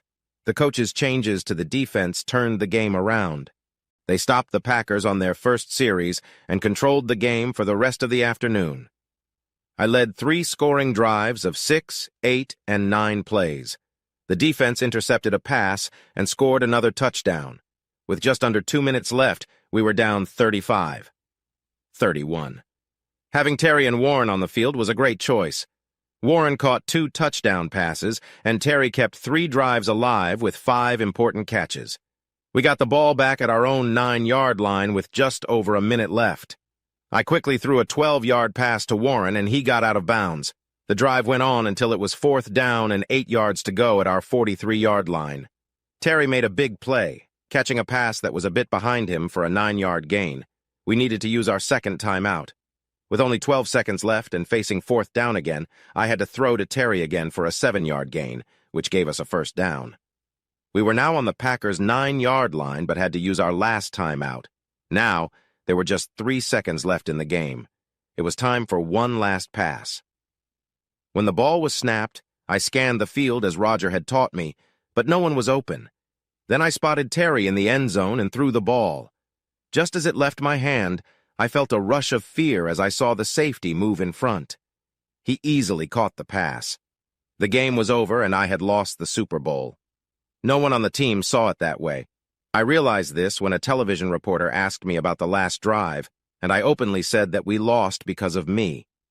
I explained that I should have noticed the safety waiting for the chance, but I didn't. Right away, 3 teammates jumped in to defend me, saying it wasn't just my fault. I really appreciated them standing up for me. Still, I felt like I had let the team down. Management must have agreed with what I thought because I was let go 2 weeks later. No explanation was given. That's just how professional football works. In the month that followed, I had 2 good things happen, and 1 not-so-good thing. The 2 good things were getting my pay for the AFC Championship game and the loser's share of the Super Bowl. Together, these added up to $116,000, which I placed with my financial advisor. The not-so-good news was when my agent called to say my contract with him was ending. Even worse, but I suspected the real reason was that he had signed 3 top draft picks the year before and wanted to improve his image by letting go of less well-known players. At that moment, both my football career and my personal life were in a difficult place. It felt as if the NFL was finished with me and my love life was non-existent. I couldn't see a way for either to improve. I was about to find out that I was wrong about both. After the disappointing end of my football career and being let go by the Buffalo Bills, I hit a low point. After 3 years in the NFL, I thought my chance of playing again was very slim. So I decided it was time to get serious about finding that real job I had often mentioned. Even though I wasn't feeling motivated, I managed to arrange 3 job interviews. I had meetings lined up with Ford Motor, Merrill Lynch, and a local bank, First Century, which had branches in 9 states. After my meeting with Ford Motor, I felt like no one there could make a decision without checking with a couple of others first. My meeting with Merrill Lynch left me feeling quite unsettled when I got home. However, my meeting with First Century was a pleasant surprise. I met with Carl Domino, the chairman of the board and the main shareholder of the bank. Carl was a friendly 54-year-old man. Even though his hair was gray, he looked younger. He had grown the bank from 1 small branch into a bank with 64 branches across 9 states. He wanted me to help with their marketing and plans for expansion because he was already working on ideas to expand into 6 more states. Carl dreamed of going nationwide. The salary offered was a fraction of what I had made with the Bills. Still, it promised stability, and I could see a real future. There was another positive aspect of the job, although I didn't realize it at first. I would be working with Charlotte Domino, Carl's daughter, who was the executive vice president of First Century. However, when I first met her, I was skeptical about the job. Charlotte was an impressive woman. I guessed she was about 5'8" with long, reddish hair and striking green eyes. After talking with her for only 15 minutes, it was clear that she was not only beautiful but also very smart. However, Charlotte had a demeanor that made her seem quite confident and assertive. Overall, she came across as aloof. I left my meeting with Mr. Domino feeling good. They talked to me about a job that would involve me in their expansion plans. When I got home, I researched the First Century Bank in detail.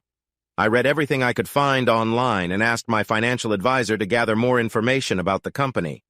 I wanted to be ready in case I was called back for a second interview. I was genuinely interested in their expansion plans. A week later, Mr. Domino called to set up a second interview. He told me the job was practically mine, and the second interview was just a formality.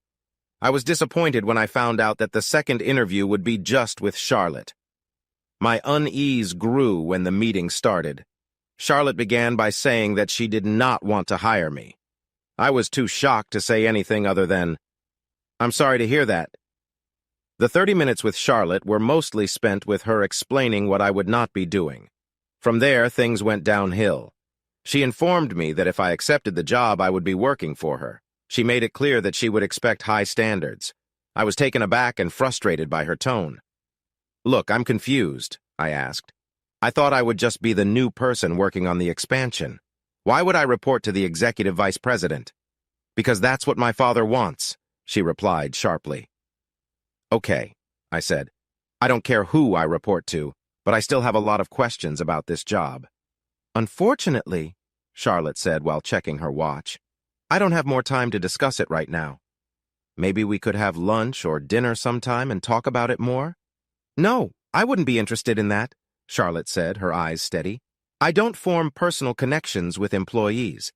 You should know that you are being offered this job because you are well known. All that is expected of you is to smile and greet people. If you can say something smart now and then, that would help." I was shocked by her arrogance and lack of respect. As Charlotte stood to leave, I got up. I was really angry and wanted nothing to do with her. "I don't know where you got the idea that you're better than everyone else," I said firmly. "And you should know that if you keep acting like this, it's not going to work out well for you." I then walked past her, but not before noticing the surprise on her face. As I left the building, I calmed down and started to laugh a little. Once I got into my car, I felt pretty good about myself.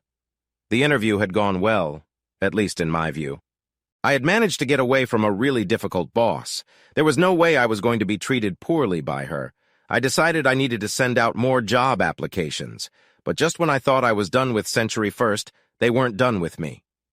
Two things happened that changed my job search plans. The first was that Ray Sullivan was hired as the new head coach of the Tampa Bay Buccaneers. I was really happy for him when I read about it. He was a great coach, and I knew he would do wonderful things for Tampa. The second thing was that Carl Domino came to my parents' house to talk to me. I was completely surprised when he showed up at our door. My parents were very impressed that the head of a big bank would come all this way to see their son. They were even more impressed when Carl asked them to join the conversation. After some light chat, Carl got to the point of his visit. "I want to apologize for my daughter's behavior, and Jason, I must say you handled her quite well. Telling her to change her attitude was clever." "Jason, you didn't really say that, did you?" my mother asked, shocked. My father found it funny, but tried not to show it. "Oh, he said that and more," Carl laughed. "But my daughter needed it. No one ever put her in her place, and it was about time." "Mr. Domino, I appreciate you coming to see me," I said, wanting to change the subject. "But I'm not interested in being a celebrity." "I wouldn't want that for you either," Carl laughed again. "But that's not the job I have in mind. I don't want to hire you just because you played in a Super Bowl. That's a nice bonus, but I did some research on you before our interview. I saw that you studied business and wrote a paper on franchising. The plan you suggested in that paper caught my attention. I think it could help my bank grow. I also noticed you took a course on banking rules. You won't just be a well-known person. After 6 months to a year of training, I want you involved in planning the bank's expansion." I was amazed by Carl's vision for my future at the bank, but I still had doubts. "Mr. Domino," I said carefully, "thank you for your confidence, but I'm not sure it will work out. I really don't think I can work with your daughter." This made Carl laugh heartily. "I must admit, having you report directly to Charlotte was not my best idea. My daughter works too much and hardly has a social life. I thought that having her work with someone as engaging as you might encourage her to consider forming new connections. But if you don't want to team up with her, you can talk directly to me." I considered Mr. Domino's offer for a moment. "As long as I don't have to work with your daughter, Mr. Domino, I'll take the job." However, my plan to work for Century First was not going to unfold as I expected. At one point, I even thought about quitting the bank. I was set to start at Century on the 1st of February. The idea was for me to spend a month in training at their office in Jacksonville, Florida. Then I would move through different departments for the next 5 months to learn as much as I could. After that, I would visit a few branches. Finally, I would go back to Jacksonville to help with growth plans. But as I said, things didn't go as expected. I started at Century First on the first day and quickly got to work to catch up. About a week into March, I received a call from Ray Sullivan. I couldn't understand why the coach of the Tampa Bay Buccaneers was reaching out to me. "Coach Sullivan, congratulations on your new role," I said as I sank into my couch. He chuckled. "Some people think moving up to head coach just means you're closer to being let go. If I don't do well, I'll be looking for another job. I really want to stay in this area, but you know how the NFL works." I laughed back. "Just do a good job and that should solve it." "That's the plan. Speaking of that, I'd like to know if you'd be interested in giving the NFL another chance. I want to offer you a contract with the Buccaneers." The offer surprised me. "I'm confused, Coach. You already have Donnie Taylor starting and Tyler Simmons as backup. Donnie is a solid quarterback and Tyler is a reliable backup. Donnie was a top draft pick a few years ago, and he had played well enough for the team to keep him on. Tyler was experienced, but not a starting player. I wasn't either." "I'm covering my bases," Coach Sullivan explained. "I've always believed you were a talented quarterback who didn't get the chance you deserved. You showed that in the Super Bowl when you almost led Buffalo to victory. I want to offer you a contract for $800,000, with $100,000 guaranteed. The rest will be guaranteed if you make the team, plus there are incentives based on how much you play and perform that could take it up to $2 million. What do you think? Are you interested?" "I'm not sure, Coach," I said carefully. "I just started a new job at Century First. It's a job that offers real chances for the future, and I can't just leave it behind." There was a brief silence before Coach Sullivan spoke. "I know Carl Domino from some charity work. Let me talk to him before you decide." After I agreed, I called my parents right away. I told my dad about the situation and asked for his advice. He put the phone on speaker so my mom could hear. "Jason, tell your mom about the offer from the Tampa Bay Buccaneers." I explained what Coach Sullivan had said. I mentioned that I had shared my new job with him and that he would talk to Mr. Domino. "Jason, I really don't think you should even consider that offer from Tampa Bay," my mom said firmly. "It sounds too good to be true. You have a great job with the bank. Don't risk losing it." I felt confused. I wanted another chance at the NFL, but I knew it might not work out. My mom was right that my job with Century First was a great opportunity. Still, I needed to hear what my dad thought. "What do you think, Dad?" "Well," he said slowly, "with all respect to your mother, I think she might be mistaken." "Harold, I heard my mom start to say something." "Susan, I listened to what you had to say, so I'd appreciate it if you could let me finish," my dad said. "As I was saying, I think your mother's wrong. This isn't about me wanting to say my son is a pro football player. Jason, I want you to think about how rare it is to have a chance like this. If you don't go for it, you'll always wonder if you could have made it. The things we regret the most are not our failures. We regret the chances we never took." I still didn't know what to do, but I realized I needed to talk to Mr. Domino before making a decision. Just then, I received a call. "Jason, I hear you have a tough choice to make," Carl said with a light laugh. "Yes, sir," I replied. "I assume you've spoken with Coach Sullivan." "I have, and I think we might have found a solution." That surprised me. I thought Carl would tell me to choose between a career at the bank or in football, but he didn't. "I'm not sure I understand, sir," I admitted. "Honestly, I still haven't made up my mind, but I will give you proper notice if I choose to play football." As you can guess, I was feeling confused and really thinking hard about what to do. "Coach Sullivan and I believe you can manage both." I didn't see this coming. "Both?" I asked. "Yes, we can work around your schedule," Carl explained. "Training camp doesn't start until August. You will need to attend some mini-camps first, but that shouldn't be a problem. We can adjust things for you and let you take a break during the season. During the off-season, you'll return to your job at the bank, and when your football career ends, you'll have a steady job waiting. I'll also have a dedicated worker. How does that sound to you?" It sounds great," I stumbled over my words. So I signed to play for the Tampa Bay Buccaneers. The news of my signing got only a small mention in the sports pages. No one seemed to notice except Charlotte. She was really upset that I was getting special treatment. I expected nothing less from her. But finally, I was getting another chance to play in the NFL. What I didn't know back then was that my personal life would get complicated again, and Jimmy would cause me problems once more. But eventually, I would find a way to get back at him. Being a player in the NFL seems amazing, and countless young men work hard to get there. But the truth is that less than 2,000 men will make it onto an NFL team in any season. So when the news was shared about my signing with the Tampa Bay Buccaneers, my position at the bank changed. I was treated like I was something special, and I didn't like it. I hadn't made the team yet, and chances were, I might not. I finally sent out a message to my coworkers asking them to stop treating me differently. Thankfully, everyone took my request seriously and began to treat me like a regular employee, except Charlotte. She kept being rude. Since the minicamps were still a few months away, I stayed focused on my bank training. I also kept up with my daily runs and workouts. Of course, I had the Tampa playbook and studied it each night.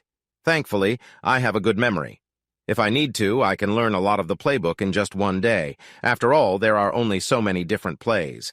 The names might change and some tasks differ, but most plays are pretty similar. Give me a few days and I can remember my duties as well as those of every other player on the offense. Then, the practice helps make it all stick. While most people at the corporate office were excited about my signing, Charlotte was not. She made it clear the first time we were alone together. "I don't get why my father thinks so highly of you," she said with a sneer. "If it were up to me, I would have sent you out the door. You might think you're important, but I want to remind you that I plan to keep a close eye on you every day you're here. I'm also going to try my best to get my father to reconsider your position." "And I thought you didn't like me," I replied, trying to sound innocent before walking away. When the NFL draft came around, I had already spent 2 months at Century First, and true to her word, Charlotte had really been keeping a close watch on me. Luckily, I reported to her father, and he didn't pay attention to her complaints or negative feedback. Eventually, he told her to stop writing me up unless something serious happened. The draft was very exciting. Coach Sullivan surprised everyone by trading Jerome Pittman, the middle linebacker from the Bucs, to the Cleveland Browns in exchange for their 2 second-round picks. Cleveland had the 10th and 16th picks in the second round. Jerome had been with Tampa for 7 years and had made the Pro Bowl 6 times. But he could be challenging to work with and had only 1 year left on his contract. Tampa would have to pay him around $15 million a year to keep him. As I often did during the NFL draft, I stayed glued to my television. I made a habit of watching the draft every year after my first season in the NFL. I wanted to see what my chances were of making a team. I analyzed each team's picks to see if they might need a backup quarterback. This year, I was especially interested in what the Buccaneers, led by Coach Sullivan, would decide. I wanted to see if I had a real chance of staying with Tampa. The Bucs had the 2nd pick in the draft, with only the Chicago Bears ahead of them. Everyone knew the Bears were looking to build a better offensive line and were focused on Joey Wagner, an offensive tackle from LSU. Joey had not allowed a sack while playing left tackle for the last 2 years. People were already saying he could be a Hall of Fame player in the future. Most experts believed that Tampa would pick Leonard Jackson, a talented quarterback from Alabama. Alabama had just won the national championship thanks to Leonard's strong performance. However, Coach Sullivan surprised everyone when he traded the 2nd pick to New Orleans. New Orleans had 2 first-round picks that year, the 10th and the 14th. To move up to the number 2 spot, the Saints gave the Bucs their first-round picks along with a second-round pick. Now, Tampa had 2 first-round picks and 3 second-round picks. Typically, first- and second-round picks could help teams right away. As the draft continued, Coach Sullivan kept surprising the experts. They all thought he would use one of those picks to choose a quarterback. Instead, Coach Sullivan focused only on defensive players with all the Bucs picks in the first 3 rounds. He picked several defensive players, including tackles, an end, a linebacker, a safety, and a cornerback. In the later rounds, he chose a mix of defensive and offensive players, but no quarterbacks. Many thought his choices were odd. When reporters asked him about it, he replied, "Defenses win championships." With Tampa not selecting a quarterback, I felt my chances of staying on the team had greatly improved. They might still trade for a quarterback, but I was hopeful about my position either way. As the minicamp approached, Charlotte's playful demeanor increased. I wasn't too worried about her because her father had a good handle on her. Still, it bothered me to think she had reservations about me. I couldn't understand what I had done to upset her. It was mid-May, just 2 days before my 10 days of organized team activities, OTAs, when I found myself in a serious situation. I had been working late and was leaving the building around 10 o'clock. As I walked to my car, I heard a scream. Not knowing what was happening, I rushed toward the sound. When I turned the corner of the building, I saw a man holding a woman down and trying to steal her belongings. He was also trying to quiet her. I ran faster and tackled him to the ground, landing on top of him. I quickly subdued him, and he stopped moving. When I stood up, he tried to grab my leg. I kicked him hard, and he curled up in pain. Then I called 911 for help. Breathing heavily, I turned to check on the woman and was shocked to find it was Charlotte. She was crying hard, and I could see marks on her face. I knelt down and wrapped my jacket around her. "Charlotte, it's okay," I said gently. "The police are on their way." She seemed disoriented, and when I tried to get up to call her father, she clung to me tightly. I managed to grab my phone and dial Carl's number. "Mr. Domino, it's Jason," I said quickly, while Charlotte cried in the background. "Someone just tried to attack your daughter. I've called the police and an ambulance." "Oh my God, no!" he shouted. "Is she hurt?" "The guy hit her before I could intervene. Right now she seems more scared than hurt." But I stopped him before he could do any more. "Thank God, Jason, thank God." He sounded relieved but quickly regained his composure. "Tell the ambulance to take her to the Mayo Clinic and please stay with her." "I will, sir," I replied, my voice shaky as the adrenaline began to fade. I was overwhelmed by everything that had just happened. My stomach felt uneasy, and my legs felt weak. The emergency medical team agreed that the Mayo Clinic was the closest hospital, so I rode in the ambulance with Charlotte. She held onto my arm tightly the whole way there, not letting go even when they wheeled her into the emergency room. Finally, a nurse gently got her to release my arm so the doctor could check on her. Carl showed up about 15 minutes later, looking very pale. Once Carl arrived, I called for a ride to take me back to my car. When I got home, I had a drink to calm my nerves and went to bed. The next morning, while I was shaving, I could see some small cuts and bruises on my face. One knuckle on my right hand was a bit swollen, and my left shoulder had some dark marks. But overall, I was okay. After my shower, I called the hospital and found out that Charlotte hadn't been admitted. That was good to hear, so I went to work. I called my assistant, Kelly, on my way to see if she had any updates about Charlotte. "The office has been in chaos since I got here," Kelly said quietly. "Security is everywhere, inside the building and outside in the parking lot. Mr. Domino is really upset with the security and maintenance staff. Is it true that someone attacked Miss Domino?" "Unfortunately, yes," I replied. "But Charlotte wasn't severely hurt. The attacker just hit her a few times." "How do you know all this? There are just rumors going around." "It's not important how I know," I said, not wanting to explain everything to Kelly. "Did you find the reports I needed?" "Yes, they're on your desk. Will you be in soon?" "If the traffic is good, I should be there in 10 minutes. When I walked through the front door, I was surprised to see Carl waiting for me. I reached out my hand to greet him, and he responded with a warm embrace. I stood there, a bit awkward. "How's Charlotte?" I asked right away. "She's really shaken up and her face is swollen, but she'll be okay," he said, looking relieved. "But I have to warn you, she's pretty upset with you." "That's not unusual," I replied with a smile. "I'll give her some space until she feels better." "That's not why she's upset," Carl said with a grin.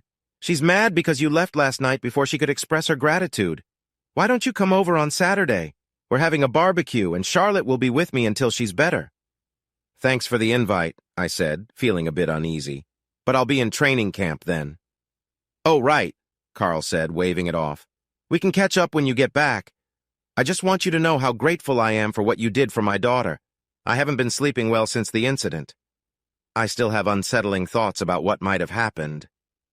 I brushed off the concern with a weak comment and went to my office. While I was glad that Charlotte was okay, the whole situation was making me uneasy. I just wanted to finish the report I was working on so I could focus on the upcoming minicamp. Luckily, Carl kept the media out of the loop about what had happened. He said he wanted to protect his daughter from being upset any further. The training facility in Tampa was impressive and well-designed. I thought I did quite well during the 2 weeks of training, but most players look good when they are just in shorts and not hitting. The real challenge would come during training camp in August. Coach Sullivan was a great coach and treated all his players equally. Besides the physical training, I spent a lot of time in the film room with him and the other quarterbacks. There were 8 quarterbacks at that camp. Most of them were just there to help the main players practice. They were called camp arms, since they had little chance of making the team. They were there so the starters wouldn't overwork their arms. After meeting all the quarterbacks, I could only spot 2 who were truly camp arms. The rest had been backups in the NFL for different teams. Still, I felt good because I had a contract and had already been paid $100,000. But in the NFL, nothing can be taken for granted. Being a professional football player involves a lot of hard work, both on and off the field. When you weren't practicing, you were either in the weight room or reviewing film. And at night, you were studying the playbook. You needed to know every detail of each play. On my first day back at Century, Charlotte was very upset. Somehow, a report that needed to go with an application for 3 new branches hadn't been finished. If the report wasn't submitted today, the application could be delayed for months. That meant those branches would remain empty, and many of the staff hired for them would have to be paid, or the bank would risk losing their jobs. Charlotte had her team working hard to gather the missing information. I felt responsible when I realized what the report was. It had originally been my job to finish it. I couldn't complete it before heading to camp, so I had Carl pass it to Charlotte. Somewhere along the way, things fell through, and all the data I collected was lost. I quickly checked my hard drive and discovered I still had a backup. After downloading the necessary forms, I asked Kelly to put aside what she was doing so we could complete the report. By 4:30, we finished it. Kelly scanned it and sent the report to the Fed, with a hard copy going out by certified mail. I placed some copies in the office envelope and sent them to Carl and Charlotte before heading home. The next day, I was at my desk trying to catch up when Charlotte walked into my office and closed the door. I looked at her, but her face didn't show how she felt. I stood up, anticipating a stern conversation. Instead, Charlotte came over and embraced me warmly. Then she offered a gentle gesture of appreciation. When she pulled back, I asked, "What was that for?" "That's for saving my life 2 times," she replied. "Well, I get why you feel that way about the parking lot, but what about the other time?" I asked. "The report you sent yesterday?" "I don't think that really counts," I said with a grin, "but I'm not complaining." From that point on, Charlotte and I grew closer and built a strong working relationship. She opened up to me, sharing her feelings of shyness and insecurity. Her mother, Caroline, had left when she was just 5 years old. Charlotte's relationship with her mother was very troubled. One night at a gathering, it escalated into a loud argument. In the end, Charlotte accidentally damaged her mother's clothing.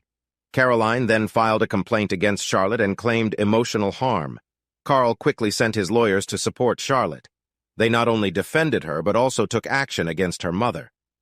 In the end, Carl's lawyers secured a video showing that Caroline had started the incident by throwing a drink at Charlotte. Because of this, the charges were dropped, and Charlotte won a $200,000 judgment against her mother. This event put significant strain on Caroline's marriage to her 3rd husband. Over the next few weeks, I learned that Charlotte was deeply affected by her mother's absence. She was very close to her father and wanted to make him proud. She often felt a sense of envy when he paid attention to others.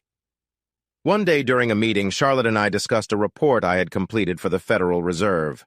It was a complicated report, typical for the government, where following instructions incorrectly could lead to fines. Thankfully, our accounting firm created worksheets that helped, although they were still tricky. "Jason, thank you for taking care of this report," she said with a smile. "I know it's not your main job, but I really appreciate your help." A couple of days later, I worked up the courage to ask Charlotte to dinner. I was happy when she not only said yes, but seemed excited that I had asked. As we spent time together, there was a quiet understanding between us. Her happiness made me feel more connected, and I cherished the moments we shared. Holding her close, she said, "I wish we could stay like this forever. I feel so safe and loved." "I feel the same," I replied gently, sharing a tender moment that deepened our bond. After we shared another cherished moment, Charlotte and I lay together, her resting on my chest. We talked for hours about our lives, both big and small. But when I mentioned I would leave in a couple of weeks for the Tampa Bay Buccaneers training camp, she started to cry. "Don't cry," I said softly. "Tampa's only about 200 miles away, just a 3-hour drive. I will come back to see you whenever I can, and you can come to see me too. Plus, there's a good chance Tampa might let me go." "I'm just worried that if you make the team, you might forget me," she said, tears in her eyes. "I know that women chase after football players." I chuckled. "I'm far from being a star. I haven't played much in the last 3 years, but I am falling in love with you." The next 2 weeks were busy for Charlotte and me. We spent almost every moment together, enjoying work, social activities, and our evenings. But soon, the day came for me to leave for camp. I felt torn about whether I wanted to make the team or not, but I knew it was time to pursue my NFL career. The Buccaneers training camp was just as tough as I remembered from my past experiences. I missed Charlotte deeply and felt down because the coach had said no wives or girlfriends were allowed at camp. The next 5 weeks were going to be hard. As the camp went on, Tampa made a surprising trade that worried me. They traded for quarterback Roger Stark, sending next year's second-round draft pick to Buffalo. After their Super Bowl run, Buffalo decided they needed to rebuild and started letting go of their high-paid players. This meant they could have more money and more draft picks. While I was happy to see Roger again, his arrival was unexpected. Tampa would likely keep only 3 quarterbacks, and his presence reduced my chances of staying on the team significantly. I thought about just coasting through camp and taking the $100,000 they would give me when they let me go. I had a job and Charlotte waiting for me in Jacksonville, but that wasn't how I was raised. I worked hard every practice because I truly wanted to make the team, but every day I felt like I was losing the fight. One day, after performing poorly, I felt really low. I walked into the locker room, wondering if I should just make it easy for Coach Sullivan and ask him to let me go. After my shower, I found out that Coach Sullivan wanted to talk to me. I thought he was going to tell me I was no longer needed because Roger joined the team. But that wasn't why the coach called me. He wanted to assure me that having Roger in camp didn't hurt my chances of making the team. I didn't quite believe him, but I decided to go along with it. "Jason, I really want you to know that you have a good chance to make this team," the coach said again. "I'm looking for someone who can stay calm under pressure. Roger has been doing that for 19 years, and I think you can too. I want you to show that strength this preseason." As camp went on, I wasn't shining like I hoped. Roger and Donnie were getting most of the playing time with the first team. By the first preseason game, Coach Sullivan had narrowed the quarterbacks down to 5, and I was one of them. I didn't get to play in the first game, but in the second game, I was on the field for the whole second quarter and part of the third. I threw for 97 yards and 1 touchdown, but I still wasn't impressing anyone. The last preseason game was when I really showed I belonged on the Bucs team. We were down 27-14 going into the fourth quarter. Donnie played the first quarter and threw 1 touchdown pass. The other score came when a running back from a lower division school broke through 3 tackles and ran 57 yards for a touchdown. Drew didn't score in the second quarter, and Phil Rankin couldn't do anything in the third quarter. I came in for the fourth quarter, but we had to punt on our first try. On our second chance, I led a 72-yard drive. I finished it off with a 7-yard throw to a tight end named Greg. I never learned his last name because he was let go the next day. We exchanged punts, and when we got the ball back, there were less than 3 minutes left. To keep it simple, we went 84 yards and scored when our fullback, Phil Tucker, powered through for a touchdown. We won 28-27. Still, I knew the sports headlines the next day would focus on Roger being the starter for Tampa. Coaches had until 5 p.m. the next day to finalize their roster to 53 players. Coach Sullivan let everyone know by 9 that night, and I had made the team. Now the rest of my salary was guaranteed. I was still only the third-string quarterback, but this year felt different. I headed back to Jacksonville as soon as I got the news from the coach. It was midnight when I got to Charlotte's house. I had a key but didn't want to startle her by walking in, so I rang the doorbell. It took 3 rings before Charlotte slowly came down the stairs with her phone in hand. She shouted happily when she saw me through the window and opened the door. We shared joyful moments on the stairs, in the hallway, and finally in the bedroom. Since I had to be back in Tampa by Monday morning, we only had that Sunday together. But Charlotte and I made the most of every minute. I realized I was truly in love with her. On my drive back to Tampa, I wondered if I really wanted to go back. But once I arrived at the practice field, those thoughts went away. As I expected, Roger was named the starting quarterback for Tampa, which upset Donnie. He made sure everyone knew he was unhappy. But in the first 4 games, Roger proved he still had it. We won all 4 games. This didn't stop Donnie from complaining. Eventually, Coach Sullivan had enough of Donnie's attitude and traded him to Seattle for a draft pick next year. Suddenly, I moved up from 3rd string to 2nd string quarterback. I was happy sitting on the sidelines during the games. I talked to Charlotte every night, and she would come down to Tampa every weekend we had home games. As far as I was concerned, life couldn't be better. Donnie was traded right after our 12th game, which we lost to Denver. Still, our record was 10-2. Even though I hadn't played yet, I was thrilled when Coach Sullivan gave us Monday and Tuesday off. Charlotte was already in town and had taken 2 personal days off work. I don't think I've ever been happier. We lost our next game but won the one after, with Roger leading us to victory in the last 2 minutes. Our record was now 11-3. We had already won our division and were playing for home field advantage in the playoffs. As the backup quarterback, I had few worries, and Charlotte was now coming to our away games too. But then, things took a turn. During our second-to-last game, Roger tried to run after being pressured. Some quarterbacks are good at this, but Roger wasn't the best. He knew to gain what yards he could and then go down to avoid getting hit. He had picked up 7 yards and was about to slide when his foot got caught on the turf. I heard a loud noise from the sidelines. Roger had hurt his knee. I watched with shock as they took Roger away on a cart. Then someone handed me my helmet. Suddenly, I realized I was now the quarterback for the Tampa Bay Buccaneers. I thought I was prepared each week for such a moment, but my mind and body weren't ready for the game. And because I was nervous, it turned into a tough situation. We lost the game 24-3. The media was harsh about how I played or didn't play well. I didn't score any touchdowns and threw 2 interceptions. One of those interceptions was returned for a touchdown. Even with my poor performance, Coach Sullivan got it worse. When we lost again the following week by just a field goal, the media started saying I should be replaced and said some terrible things about Coach Sullivan. Tampa brought in another quarterback, Tad Huntley, who had been let go by Detroit earlier that season.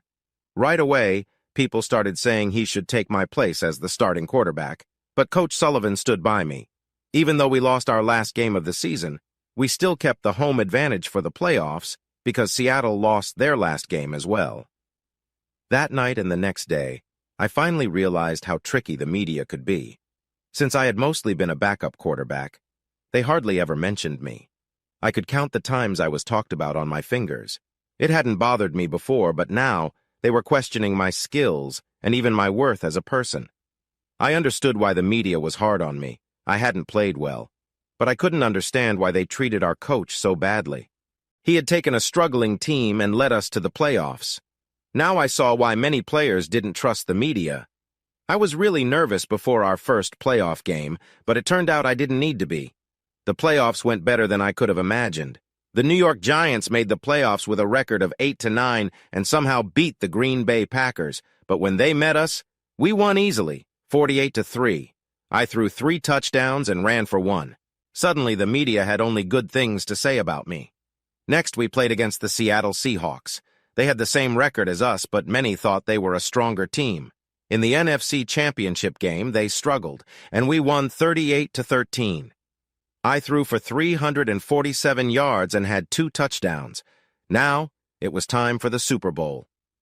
The 2 weeks between winning the NFC and the Super Bowl were chaotic. Everyone wanted to talk to you, and I hardly had any time alone.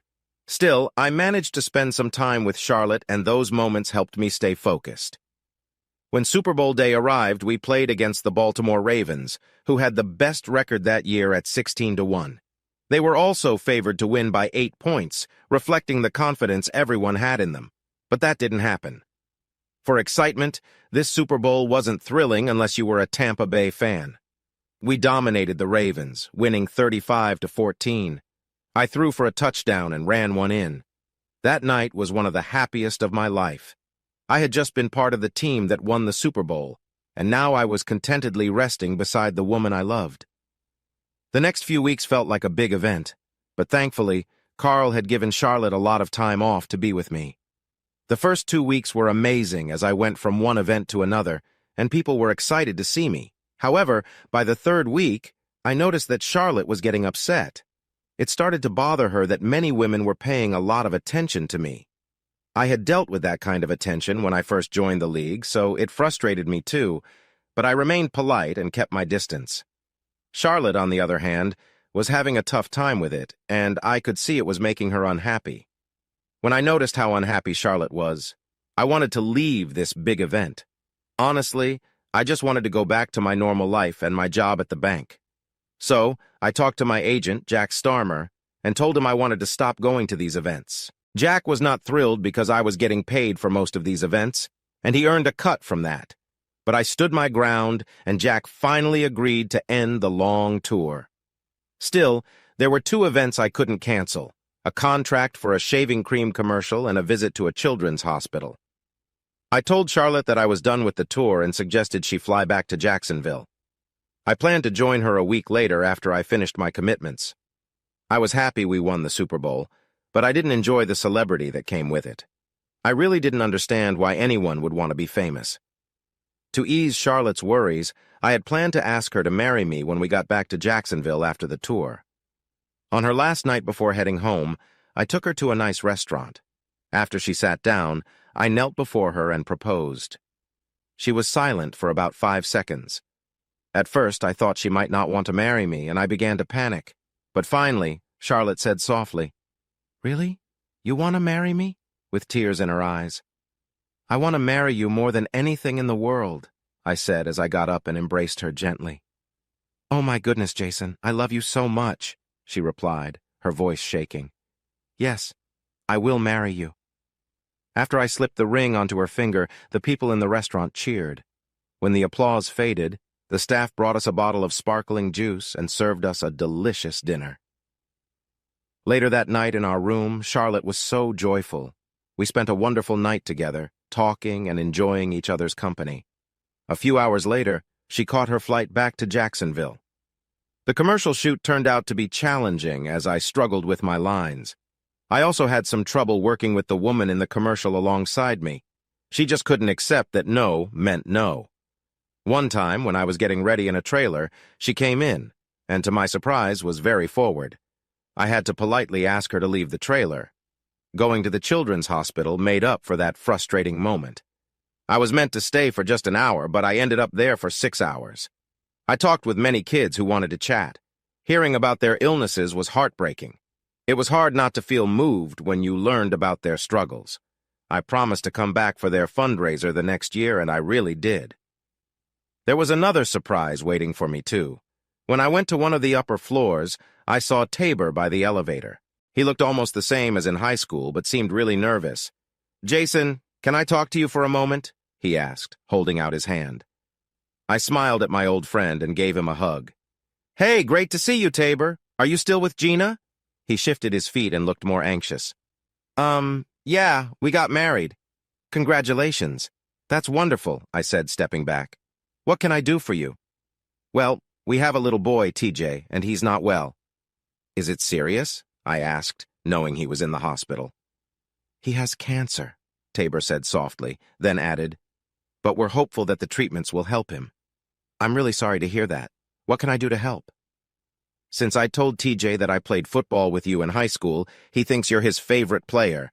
If it's not too much trouble, could you visit him and maybe give him an autograph?" "I'd love to do that. Just give me 10 minutes.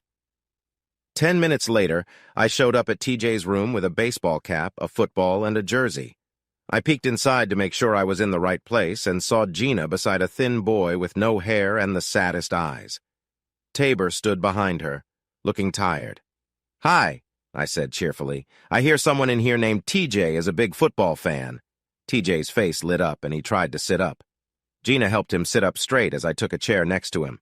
"I hear you're my #1 fan, so I brought you some gifts. Hope you like them." I signed the cap and the ball for him, calling him my #1 fan. His smile warmed my heart but made me feel sad. Why did kids like TJ have to go through so much? Did my dad really play football with you? TJ asked shyly. Not only did we play together, but your dad was the best running back I ever knew. If he hadn't been hurt, I believe he would have made it to the NFL. Really? He asked, then glanced at his father. For the first time that day, Tabor smiled. Definitely, I replied. Now I have a plan for you. I want to take you, your mom, and your dad to a football game. I also want to bring you into the locker room to meet some players. But for that to happen, you need to get better. Do you think you can do that? TJ nodded enthusiastically, his smile getting bigger. I'm going to write our agreement on this jersey so you know it's true. I wrote, I promise to take TJ and his mom and dad to a professional football game once he gets better, and then I signed it. TJ hugged the jersey tightly as I glanced at my watch. My agent was signaling that I was going to miss my flight if I didn't hurry. I'm sorry to end our visit so soon, but I've got to catch a flight, I said as I pulled out my notebook. I wrote down my cell phone number and asked Tabor for his. Let's stay in touch, I said, handing him my number. Just before I left, Gina offered her heartfelt gratitude. I can't thank you enough, she said, tears in her eyes. This is the first time TJ has smiled in months. I nodded and then headed out. I took an overnight flight back to Jacksonville, arriving at 6 in the morning. I ordered a ride to my condo, took a shower, and changed before heading to the bank. I got there just after 7. It was mostly quiet, except for a few security staff.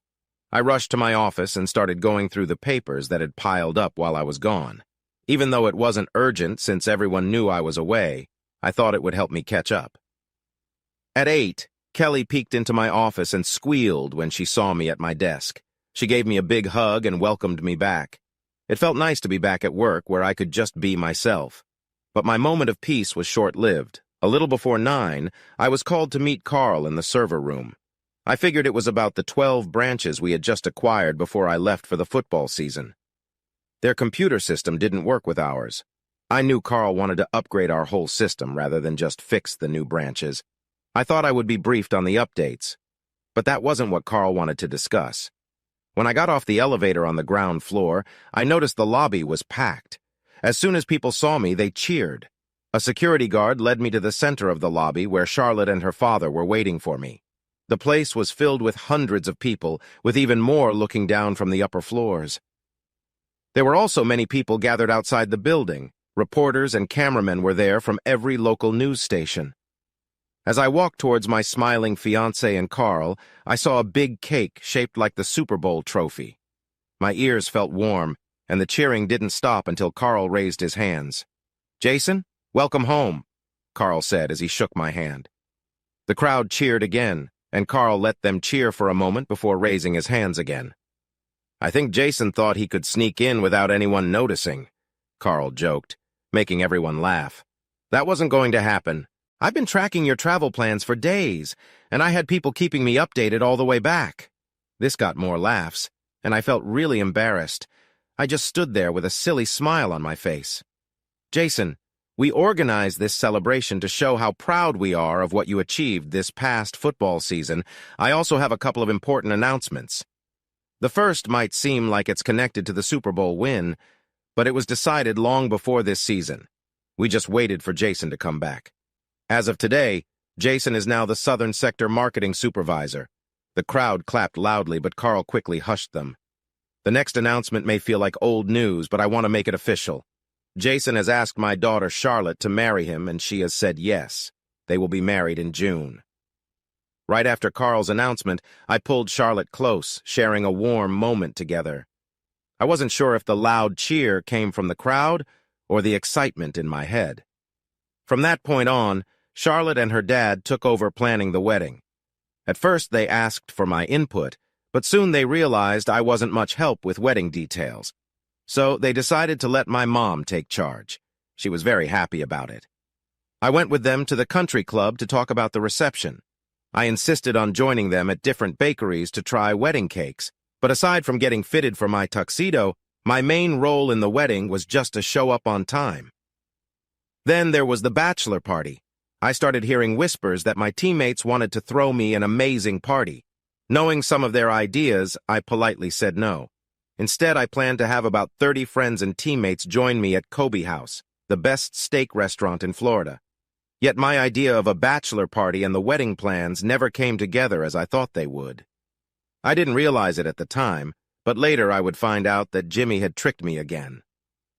About 2 weeks before the wedding, I had to stay late at work to finish paperwork for 16 new branches in Virginia and Maryland. It needed to be perfect because it was due the next day. I was tired when I finally got home to my condo. However, as soon as I stepped inside, I felt something was wrong. It was easy to see with all our pictures on the floor, broken. Worried that someone had entered my home and scared that Charlotte might have been involved, I rushed from room to room calling her name. When I got to our bedroom, I was shocked. Charlotte was not there, and none of her things were around. On the bed was a big envelope with her engagement ring on top. On the envelope, Charlotte had written, "You bastard." Inside, there was a colored photo of an actress from a commercial with me in an intimate moment. I was furious. Someone had set me up. At first, I thought it might be Jimmy, but I dismissed that idea. But later, after reading a private investigator's report, I found out that Jimmy had been involved with the actress and had planned this. Right then, though, all I wanted was to talk to Charlotte. I needed to explain that it was a misunderstanding and nothing had happened. I called her cell phone, but it went straight to voicemail. I left a message asking her to call me back. Next, I tried her home phone, but that went to her voice recorder too. So I called Carl as a last resort. He answered right away. "Mr. Domino," I said, worried. "Someone sent Charlotte a picture that makes me look bad. I promise nothing happened. I need to clear this up with her." "Jason," Carl replied with a serious tone, "I wish I could help, but Charlotte made it clear that she never wants to talk to you again. She asked me to transfer her to New York, and I did. She also asked me not to share her contact details with you." I was heartbroken by this news, but New York puzzled me. I thought we didn't have any branches there. Those plans were at least a few years away. "New York?" I questioned, confused. "We don't have anything there." "It was something Charlotte and I talked about while you were away," Carl explained. "I thought we could start on that in a couple of years. I want to begin offering financial planning services at our locations. Charlotte has taken a job at a financial firm to learn more about it. And sorry, but I won't tell you which one." "Jason, I'm really sorry, but I have to respect my daughter's wishes." I was in shock after hanging up with Carl. In an instant, my life had turned upside down. I tried calling Charlotte's phone for 2 more hours before I finally gave up. I went to bed but only managed to sleep for an hour or two. I felt terrible the next morning, but I knew I had to take action. When I got to the office, I walked straight to Carl's office and they let me in right away. He looked as worn out as I felt. I handed him my resignation. "I'm sorry, Mr. Domino, but with everything that's happened, I just can't continue working here.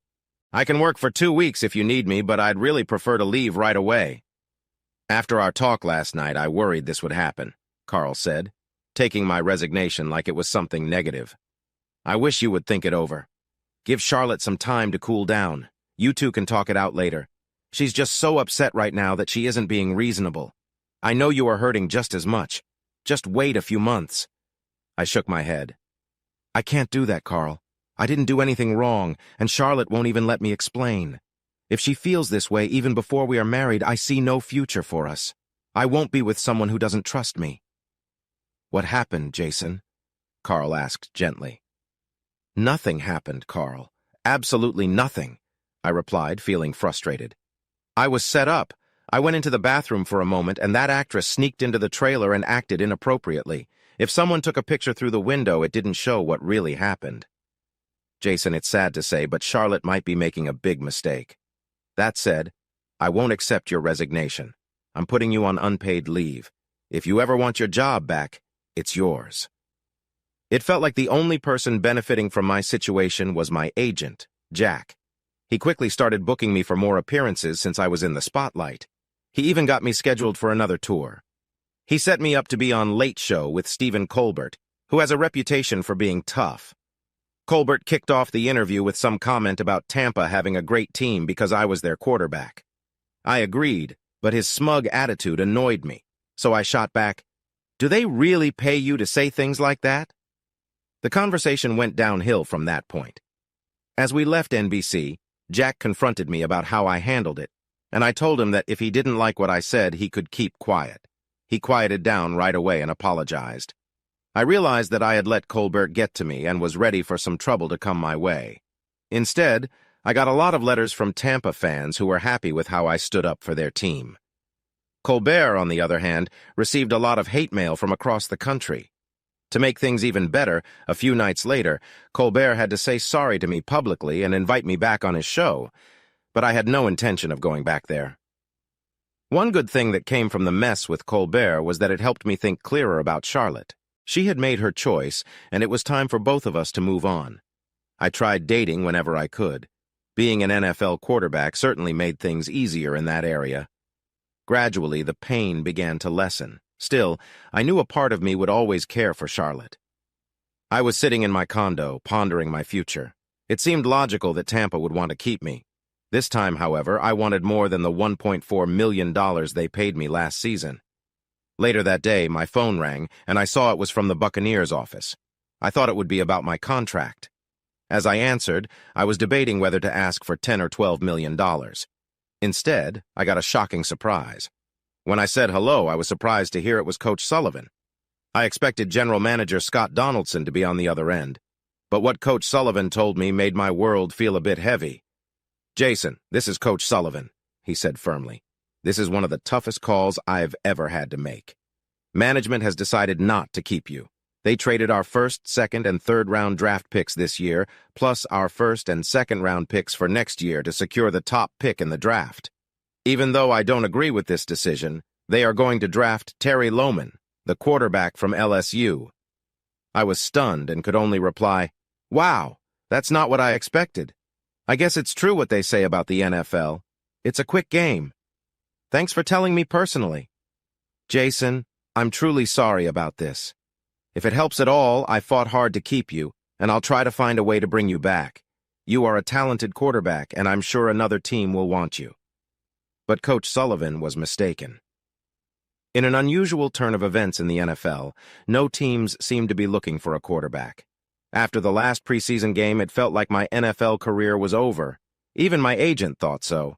By the time the first game of the season arrived, I was feeling really down. I had lost my fiancée and my chance in the NFL. To make things worse, I had left my job at the bank. I tried dating to help with the loneliness, but I found the conversations to be lacking depth and connection. At the start of my career, things were enjoyable, but now, not so much.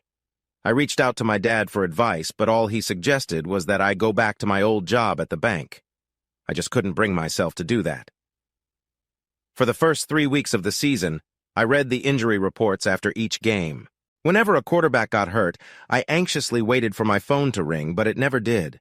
I felt down and confused about what to do next. Without a job, I started to feel a bit worried, so I scheduled a meeting with my financial advisor. Brian Bright had been taking care of my investments since I joined the NFL. I appreciated his advice, plus he was easy to talk to. What I really wanted was to feel confident that my finances were all right. Since I didn't have a job, I would need to rely on my investments until I found something new. When Brian checked my portfolio, he showed me that I had around $5.5 million in stocks, bonds, and mutual funds. Most of the bonds and funds were tax-free. I could expect to make between $150,000 and $200,000 each year. I had a sense of that already, but hearing Brian confirm it made me feel better. As I was leaving Brian's office, I thought I heard someone calling my name. I looked around but didn't see anyone, so I started walking toward the crosswalk. Then I heard my name again, louder this time. When I turned, I was surprised to see Stacy running to catch up with me. She looked great. "Jason, I thought I wouldn't be able to catch you," she said, trying to breathe normally. "How about we step into this grill for a drink? You can catch your breath and we can chat," I suggested, leading her inside. "So, how are you and Jimmy doing?" I asked, trying to hide my curiosity when I mentioned his name. Stacy rolled her eyes. "Jimmy is not in my good books right now." "Really? I thought you two were engaged?" "He did propose, and we were engaged for a little while. I said yes because the guy I cared about had left me. But Jimmy can be really difficult sometimes," she admitted, a slight blush appearing on her cheeks. Sorry, I shouldn't say that. You both played football together in high school. Yeah, we did, but we weren't close friends, I replied with a smile. Honestly, I always thought he was a bit rude. But why do you think he's difficult? Because he got really upset when I said I didn't want to get married. Plus, he always complains that nobody values him as a football player. I watched Stacy for a moment. She looked the same, but even better. I wondered if there could still be something between us, so I decided to ask her. So, what have you been up to in the last few years? I teach elementary school here in Tampa and keep an eye on a certain quarterback from the Tampa Bay Buccaneers. Teaching sounds cool, I replied with a smile, but the other part sounds a bit dull, especially now. I just got let go by Tampa. They want to draft a new star quarterback from LSU. Stacy looked confused for a moment, but then her smile returned. I think that's the most interesting part of my life. As for Tampa making a mistake, I think they're not thinking straight. You just helped them win a Super Bowl.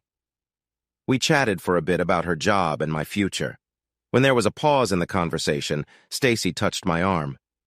Why did you leave me at the draft party? Because you were with Jimmy, and he has a way of complicating my love life. I thought we were starting to connect, but then I realized you were with him. I thought it was best to step back. I wasn't really with Jimmy then, Stacy said, making air quotes. But he liked to act like it. To me, we were just friends. Later, in a moment of weakness, we got engaged briefly.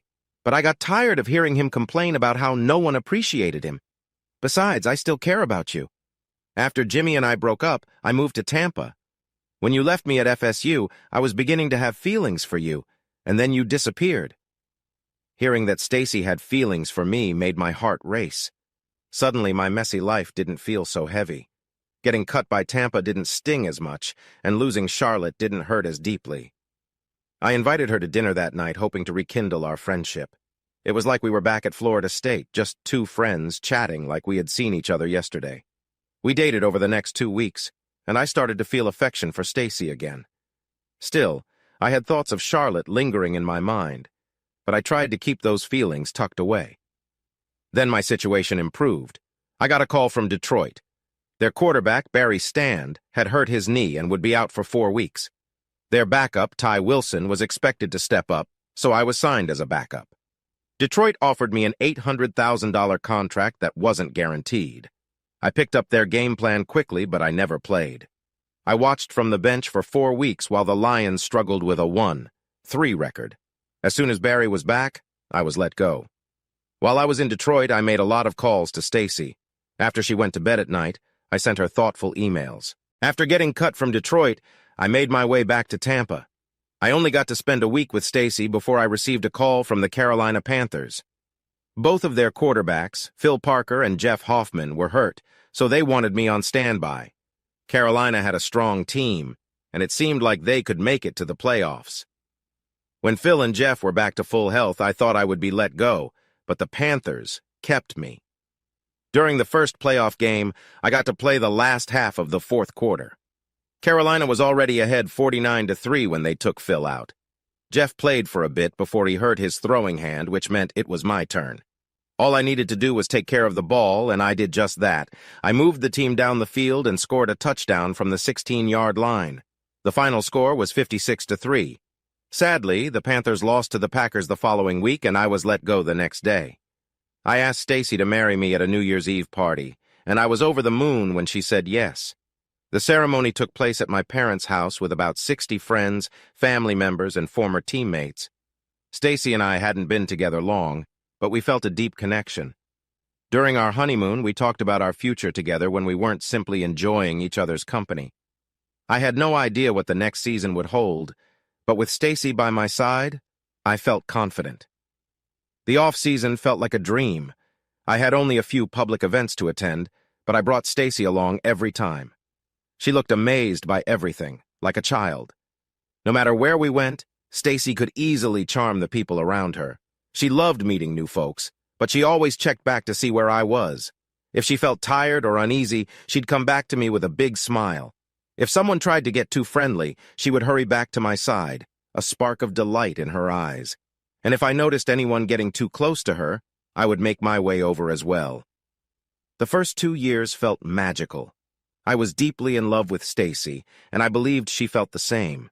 Our bond was strong, but my NFL career was still uncertain. As a backup quarterback, I couldn't rely on anything. Yet, each new season seemed to offer another chance. In our first year of marriage, I played in San Francisco. However, I didn't enjoy it there, even more than in New York. The people on the West Coast were very different, and I found San Francisco to be quite messy. Still, I shouldn't complain since the 49 ERs were paying me $1 million, even if I mostly sat on the bench. I did get to play in 7 games, but I never started one. Stacy had a totally different view of San Francisco. She loved the city, appreciating its unique charm and vibrancy. Stacy loved the gatherings we attended and admired the engaging people there. She also enjoyed visiting the wine country. Meanwhile, I had to travel to some of the city's rougher neighborhoods. It was a rule for our team that all players had to go to the poorer areas to show support for the community. We had a set schedule, and I probably went out 3 or 4 times. However, I noticed that San Francisco was struggling. The city leaders hadn't done much to help, and it seemed filled with challenges like crime and homelessness. It was alarming to read in the papers about how much mess was being cleaned off the streets daily, as if this was something to celebrate. Although the team wanted to help, the visits didn't really make a difference. Our football team was one of the most socially aware in the NFL.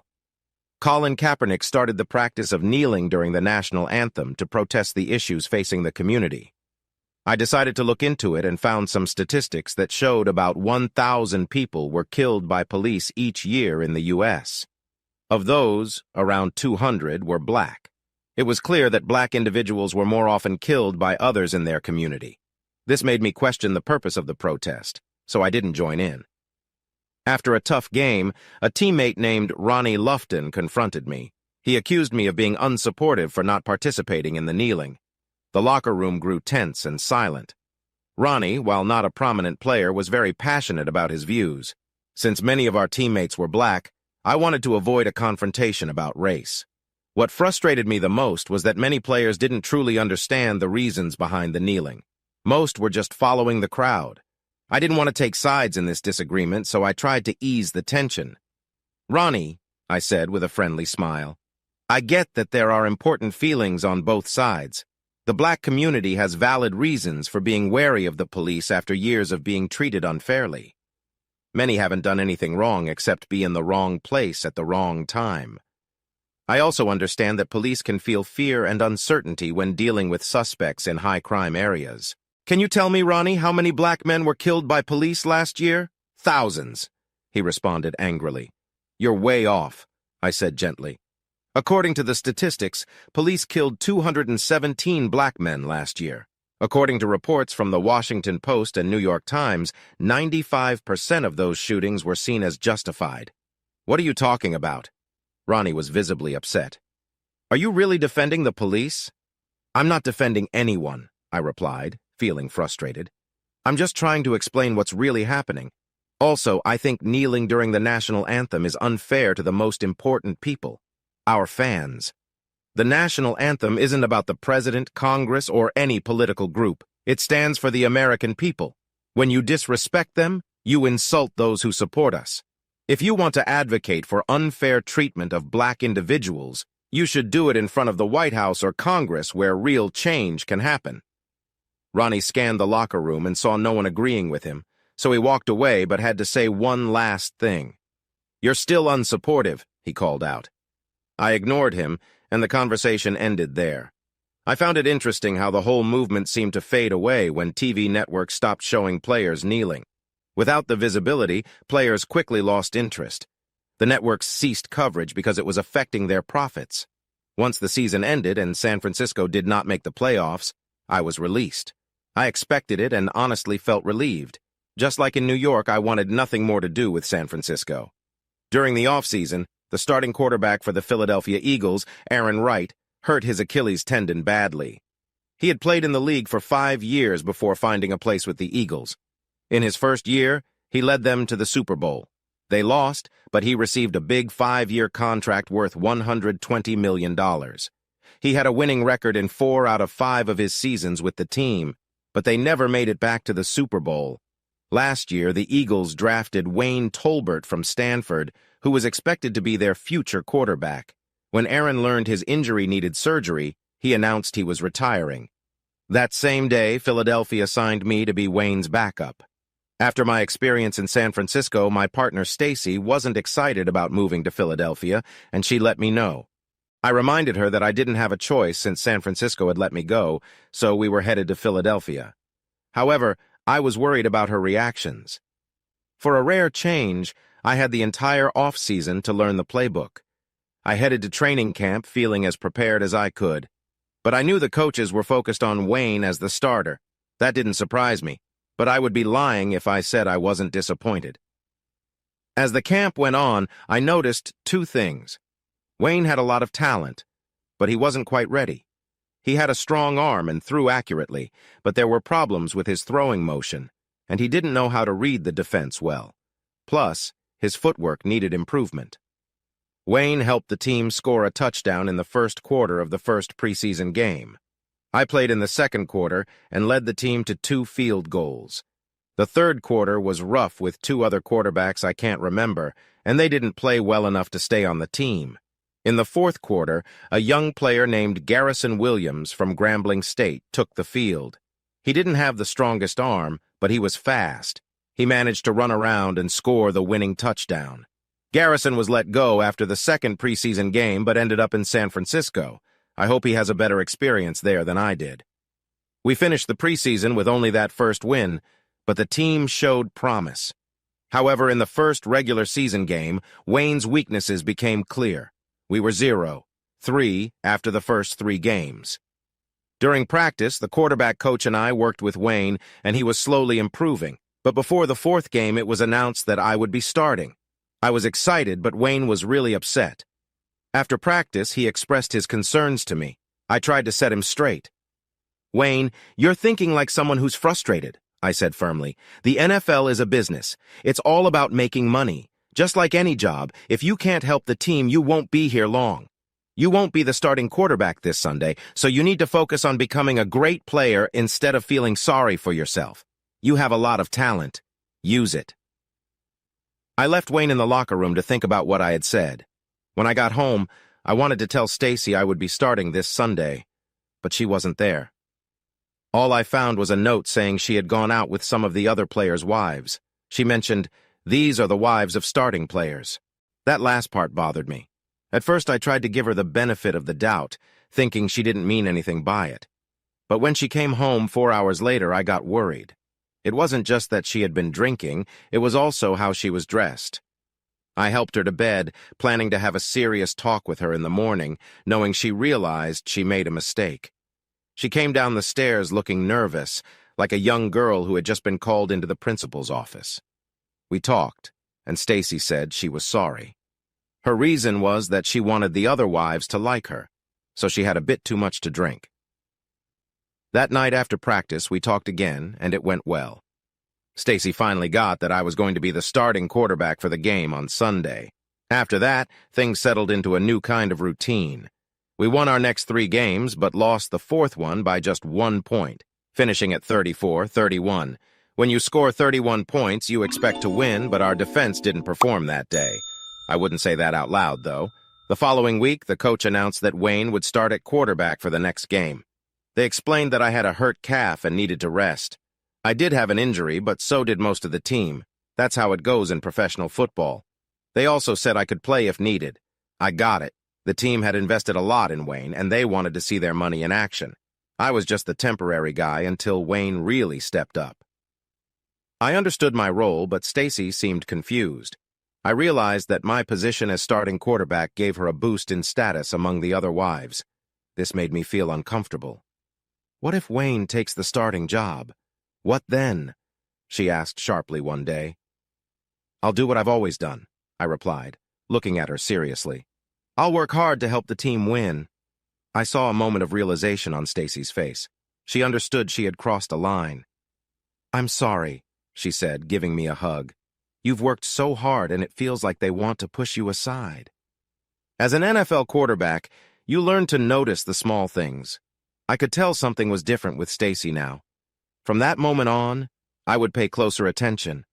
But soon, everything seemed to go back to normal, and Stacy was my caring wife again. Wayne played well on Sunday, but luck was not on his side.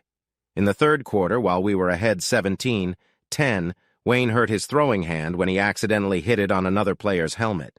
He broke his thumb badly and needed surgery on it, ending his season. As the last week of the season approached, we had to beat Cincinnati, and the Giants and Bears had to lose for us to make the playoffs. To my surprise, all three of those things happened, and we barely made it in.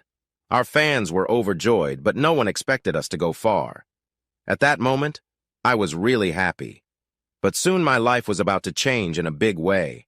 But it would take almost a year to realize that my life had taken a turn for the worse. At first, things were going well between Stacy and me. Then, something happened that started our trouble. Before our first playoff game, a local TV station decided to make a pre-game show featuring some of the wives of the Eagles players.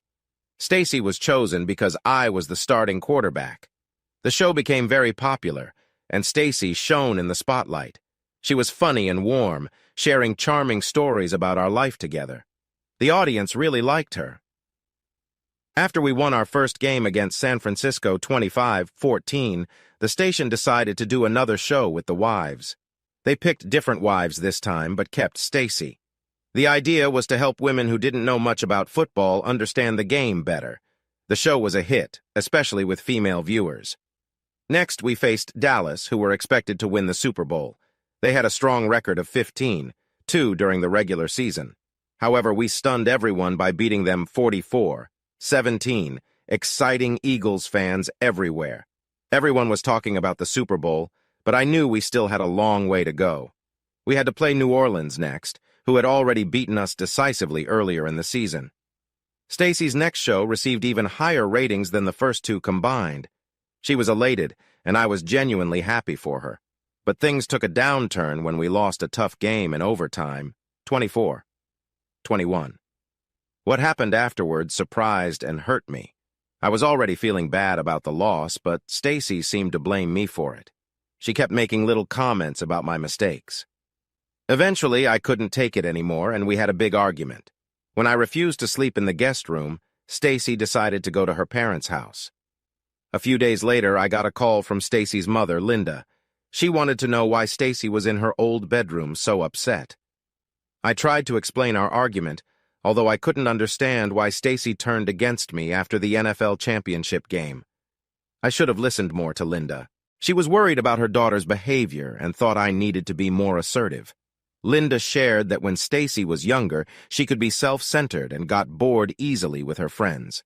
Now that she was married, Linda was disappointed to see that attitude return. Meanwhile, I was struggling with the biggest argument in our marriage. I missed Stacy so much that it felt like a real ache in my heart. I wanted her to come back home. To my relief, Stacy returned the next day, full of apologies. She explained that she had been acting unpleasantly because she wanted to do one more TV show, and after our loss, that chance was lost. According to Stacy, she had enjoyed her time in the spotlight, wanting a little more. While she apologized with tears, life returned to normal for a short while. But I soon realized that things had changed in our relationship. The TV team at CBS was impressed with Stacy's 3 shows. Many women had watched and loved them. They wanted to talk to Stacy about making the show a bigger deal, featuring the wives of different sports teams each week. Their plan was to air it an hour before the pregame show. They invited Stacy to New York for more discussions. I had other commitments, so I couldn't go with her, and I sensed she was okay with that. A week later, the news broke that Stacy would host the show for the next year. That seemed fine until I saw a picture in the paper. Stacy was there with the TV team and some players from the New York Giants, including Jimmy Washington. I wasn't happy about this, but Stacy explained everything clearly. She said that the Giants had just signed Jimmy to a very big contract, and since he was in the news, they invited him to the announcement with a few other new players. Jimmy had changed his position last season and had even made it to a notable sports event. Stacy was offered a contract worth $500,000 to cover all the games that year, 3 preseason and 17 regular season games. She had to travel to New York every month for meetings. At first, Stacy would take a morning train and return by early afternoon. Then she decided she wanted to stay overnight and enjoy the city. I offered to go with her, but as training camp began, she still wanted to stay. This led to a big disagreement, and she was unhappy when I said no. Meanwhile, the Eagles decided to keep me for another season, even though I knew they planned to start Wayne. I didn't mind much, as I still had a job for another year. They signed me for $1 million, but there were bonuses in the contract that could let me earn up to $5 million, depending on how well I played as a quarterback. I didn't think I would earn any extra money because Wayne was ready to play, so I mostly stayed on the sidelines and watched for the rest of the season. Sometimes I got to play when the game was already decided. I should have felt upset, but I didn't. I had accepted my role in the NFL long ago. However, I couldn't accept my wife's new attitude or the way she treated me. As Stacy's show grew more popular, our marriage started to feel strained. The only good thing in my life was that the Eagles were in the playoffs, but I wasn't really part of their success. I could sum up my contribution to one play. Wayne got hurt and sat out for a moment. I completed a long pass that put us close to the other team's end zone. When Wayne returned, he couldn't get us any closer, so we kicked a field goal, winning the game by 2 points. By the time the last game of the regular season came, Stacy was hardly ever home. When she was, we barely spoke, and she slept in the guest room. I was very upset about our crumbling marriage, but I wasn't ready for the final blow. That blow came the Friday before the last game. I was tired when I got home to find Stacy gone. There was a note on the table saying she had left for New York, but she was expecting a package that needed my signature. To me, this felt like more of the same disregard from her. I had thought about ending things months ago, but I still loved her. I was hopeful we could sort things out after the season. When the doorbell rang, I figured it was Stacy's package. I opened the door to an older man who asked if I was Jason Saunders. When I nodded, he handed me a package and said, "You've been served." Then he took a picture of me with his phone. Stacy had gone ahead with the divorce. As tough as that was, worse news came the next day. A player from the Giants called me and informed me that Jimmy Washington was claiming that Stacy was now his girlfriend and had moved in with him.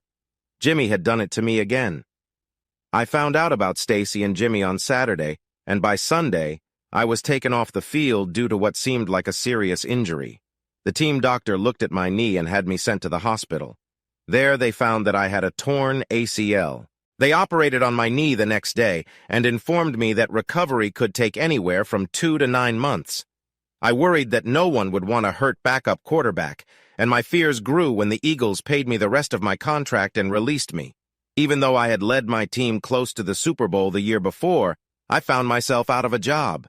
You might think that some team would see my past success and want to sign me, but that's not how things go in the NFL. There are many players with more skill than some already in the league, yet they never get a real chance. Coaches are just people, and they often make mistakes, especially when picking players. That's why many draft picks don't work out. I understood this, and it shouldn't have bothered me, but it did. There's only so much I could control, and right now, I had to focus on healing my knee. Even if I never played football again, I didn't want to walk with a limp. While I was going through rehab, I also had to think about my next steps. I hadn't forgotten about Jimmy, and somehow I wanted to settle that score. Stacy, too, would get what was coming to her. But at that moment, I couldn't think of anything I could do to make them feel the hurt they had caused me. A week after the season ended, I saw in the news that the Tampa Bay Buccaneers had let go of Coach Sullivan. He had winning seasons every year except this last one. With so many injuries, especially on the offensive line, the fact that they ended the season 7-10 showed his coaching skills. In 3 of those games, they lost by just 5 points total. One game ended with a controversial call by the referees. On a crucial play, Tampa was penalized for roughing the passer, but the replay showed the defensive player was pushed into the quarterback. That penalty gave Atlanta extra chances and led them to kick a field goal and win the game by 1 point. I felt for Coach Sullivan, but I had my own challenges ahead. Months of physical therapy awaited me, and I would start while still on crutches. Because of the agreement between the NFL and the players, the Eagles would cover my rehab costs. They wanted to set it up in Philadelphia, but I preferred to go back to my condo in Jacksonville. I had thought about selling it many times, but now I was glad I hadn't. It was a single-floor place, which made moving around easier for me. Once I was back in Jacksonville, the Eagles arranged for a trainer to work with me at home for the first couple of weeks. After that, they found a rehab center close to my condo. My first visit to the center was uplifting. I was feeling low because of my divorce and my injury, so I had kept to myself. But when I walked into the center, the staff and other patients greeted me warmly, and it really lifted my spirits. I was about 20 minutes late for my appointment because I was busy signing autographs. After 2 months, the doctor said I could go home with a list of exercises to do on my own. It was tough to work out by myself, but I knew I had to keep at it. By the 3rd month, the doctors let me start jogging, and by the 4th month, I was running fast. I had to admit that my leg felt pretty good.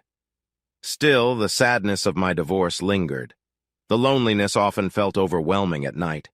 I kept practicing at the local high school and a gym I joined. When the high school football players found out, they started coming to watch me.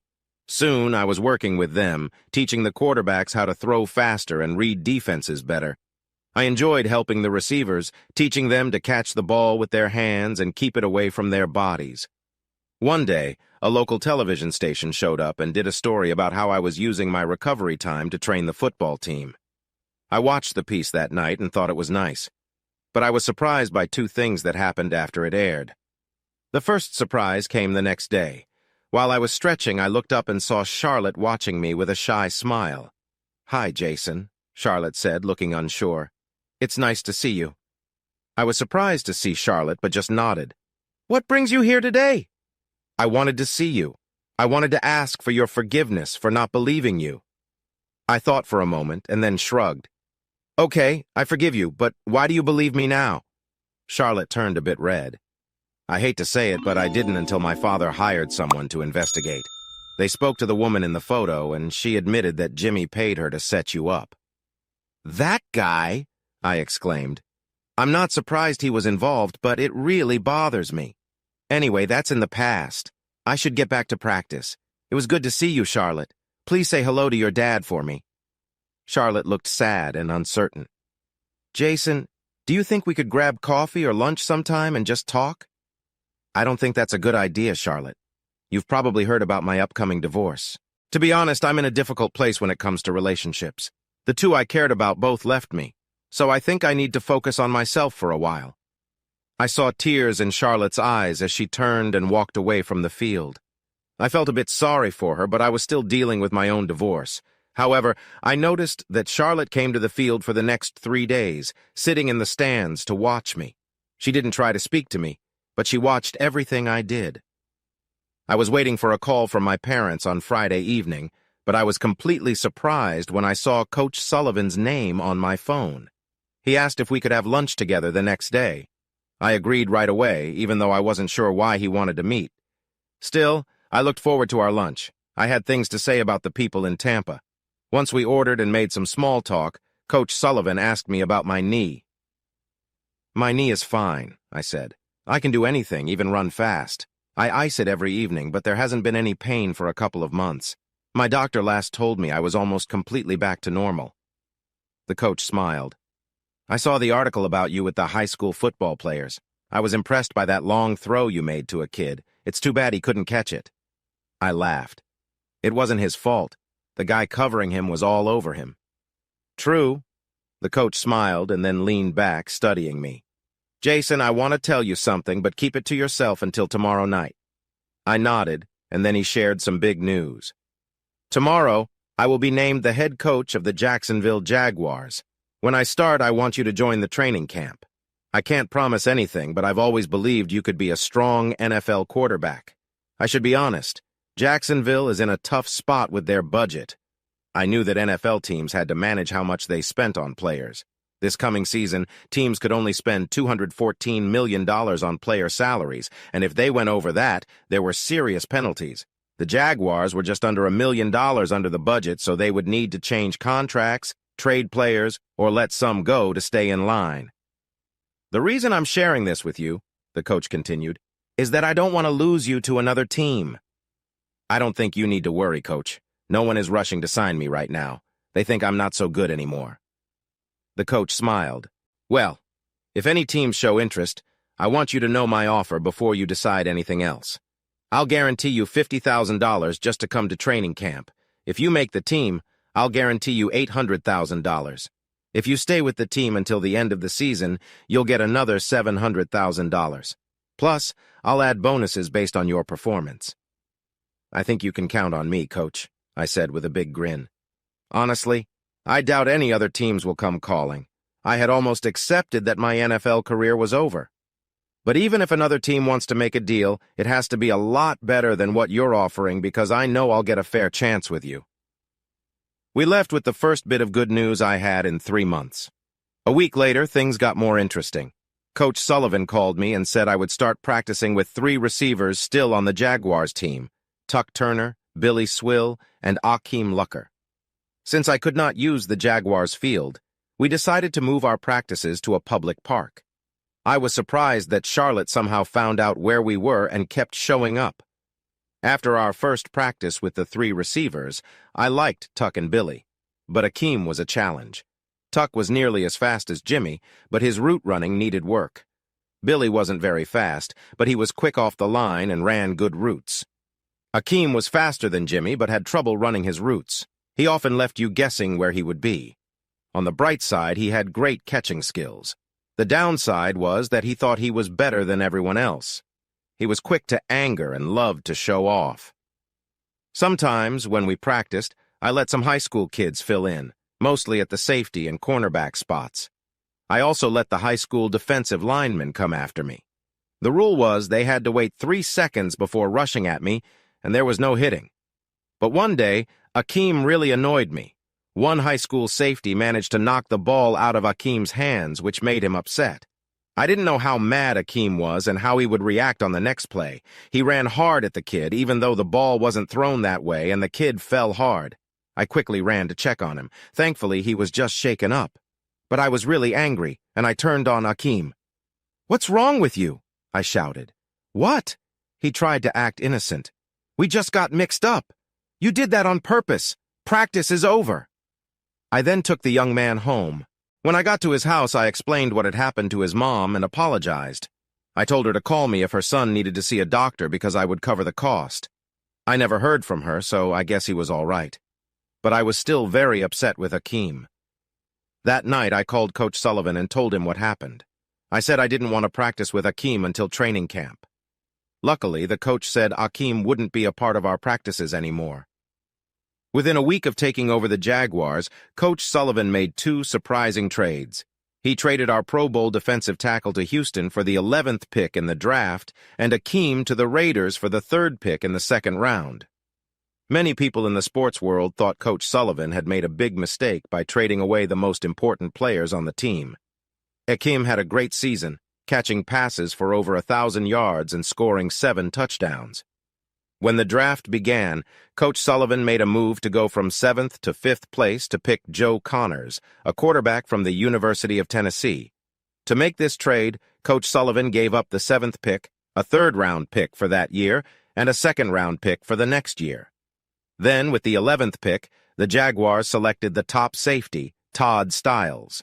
With the 3rd pick in the 2nd round, he chose Hubbert "Hump" Jackson, who was the 3rd best offensive lineman available. Coach Sullivan showed again how talented he was at using the draft to build a strong team. He picked a middle linebacker, Willie Matthews, in the 5th round. Although he should have been picked earlier, he was still available because some worried about his past injuries. In the 6th round, the Jaguars picked a tall tight end, Matt Bradford, from a lesser-known college. I continued to train in the park and often saw Charlotte there. About a month before training camp, I signed the contract Coach Sullivan had promised me. It was then that I first saw Joe Connors play, and I was impressed.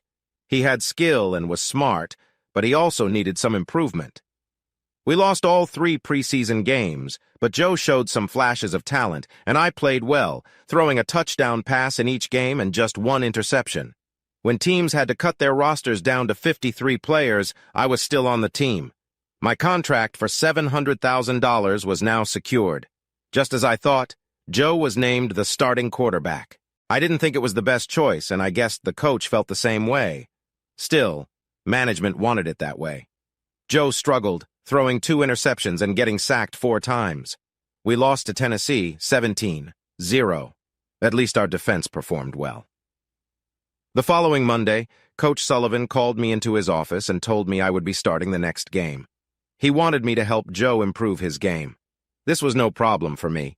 After learning how to be an NFL quarterback, I was always happy to help others who needed it. I led the team to 4 straight wins. But then we faced the New York Giants and their player, Jimmy Washington. I really wanted to win against the Giants. Sadly, I played poorly and threw 2 interceptions. Jimmy seemed to get into my head, and I hesitated to throw the ball toward his side. He caught one of my passes and returned it for a touchdown. We lost the game 27-17. The only positive I could take was that I managed to throw 1 touchdown pass, but a loss is still a loss. That Sunday morning, I decided to skip Stacy's show. Some players told me that she had really criticized me. She said on her show that the Giants were too good for Jacksonville, and that my performance as quarterback was the main issue. The next Sunday, I decided to watch Stacy's show. I still thought she was beautiful and missed her. Stacy praised Jimmy's play and pointed out how poorly I had done. This made me really angry. I knew I shouldn't let it bother me, but I couldn't help but send her a text that said, "Nice show. Too bad you don't know what you're talking about. Jimmy will show you." Stacy didn't find it funny. Her quick reply was just, "Forget you."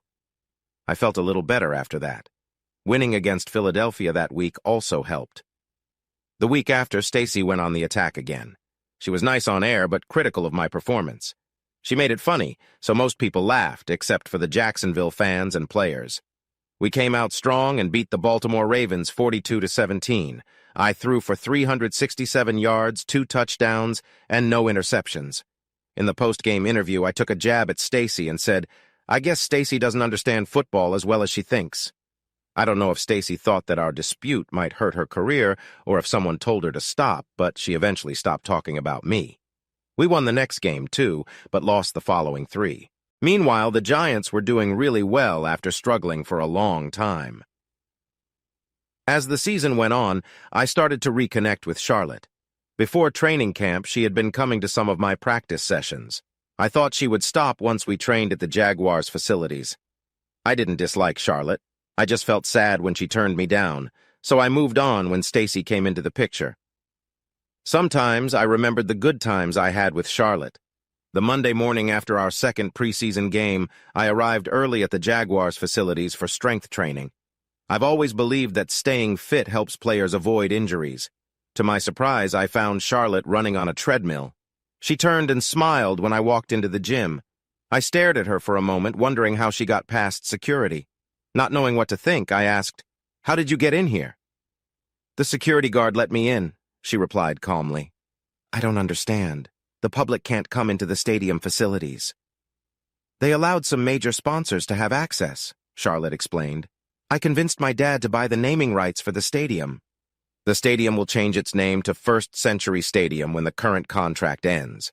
Because of this, I can use the gym here as long as it doesn't interfere with the team's schedule." I shrugged and went to do my weight training. About an hour later, Charlotte came over to me while I was at the machine. "I wanted to let you know that I'll be working out in the mornings 3 or 4 times a week in case you want to avoid me," she said. I frowned. "We may not be together anymore, but I'm not angry with you. I was just disappointed and hurt that you didn't trust me." "I get it," she replied sadly. "I don't blame you for feeling that way. I acted a bit foolish. Maybe with time we can be friends again." "Sure, we can try that," I said carefully. "For now, let's just keep things easy." Charlotte sighed and agreed. So a new routine began. At first, we acknowledged each other and then went to our own workouts. Next, we chatted a little during our water breaks. Eventually, we worked out close to each other and talked more.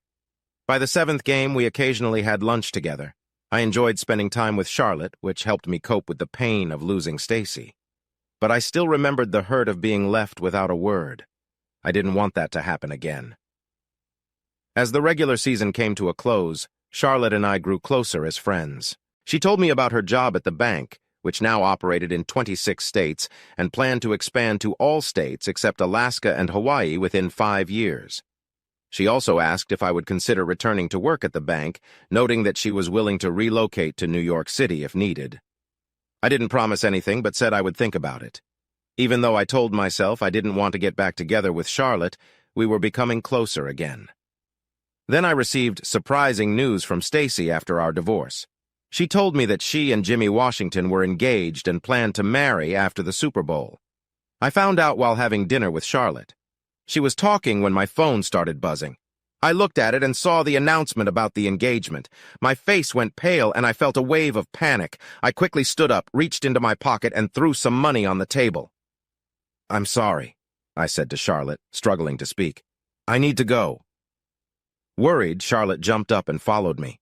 I made it to a park across the street when she caught up with me. "What's wrong, Jason?" she asked with concern. I showed her the news on my phone, and tears began to fall. Charlotte looked at the screen and then hugged me gently. "I'm really sorry, Jason. You don't deserve this." I held on to her tightly, feeling like she was my only support. I cried on her shoulder for a little while. When I pulled away, I apologized for my tears. "You don't need to say sorry," she said gently. "Some people just don't understand each other.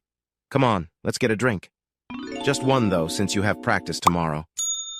As we shared our drinks, Charlotte was very kind. We talked about how Jimmy had caused difficulty in my love life. Charlotte was especially upset about what he did that ended our relationship. "I don't know why this hurts so much," I finally confessed. "Jimmy and Stacy have been together since she moved to New York. It still hurts, and I know I'll face some teasing from the guys in the locker room tomorrow." After more conversation, Charlotte helped me feel better. She also shared some tips on how to handle the teasing I knew was coming. 3 younger players were always poking fun at someone. Today, it was my turn. Sammy Botts started it, saying, "Hey, Jason, how does it feel to be the one left behind?" "Well, Sammy," I replied, grinning slightly, "I wouldn't expect you to know this since you struggle with the playbook, but I'm no longer married to Stacy, so technically, I can't be left behind." This made the nearby players laugh, but the teasing didn't stop. Sid Locker, who thought of himself as charming, chimed in, "Jimmy must be having a good time with your ex-wife." "Well, you might get the same chance," I said. "All you need is a huge contract and some charm. You have the charm, but you only make about $700,000. That won't work, my friend. Unless you have some hidden skills, I don't see you getting anywhere near a big contract. Besides, Stacy prefers different types. But I appreciate my teammates, they keep me strong." Then I turned to Billy Ray Johnson. "And don't start with me, Billy Ray. You don't make nearly enough, and I don't think Stacy would be interested at all." The locker room filled with laughter. After that, the teasing slowed down when my would-be bullies saw that I wasn't bothered and could dish it back. Slowly, I began to forget about Stacy. It definitely helped that Charlotte and I were getting closer again. We were dating once more, and it felt wonderful, like the good old days. Reflecting on both women made me realize I had chosen the wrong partner. I should have listened to Carl and waited for Charlotte to settle down. I just felt so hurt by what had happened. The regular season came to an end, and we made it into the playoffs as a wild card team. Coach Sullivan was amazing, and the city of Jacksonville was thrilled. They hadn't been to a playoff game in 10 years. In his first year as the head coach of the Jaguars, Coach Sullivan turned the team around completely. Our first game was on a Saturday against the Tennessee Titans. It was exciting and went down to the last second. The Titans were in the lead the whole time until I led the team down the field to the Titans' 29-yard line with just 3 seconds left. Then our kicker, Charlie Sabo, scored, giving us a 16-14 victory. After the game, I was on top of the world. I imagined everyone in Jacksonville felt the same. At the beginning of the season, I thought I would be backing up Joe Connors, their first-round draft pick. But instead, I started and never got replaced by Joe.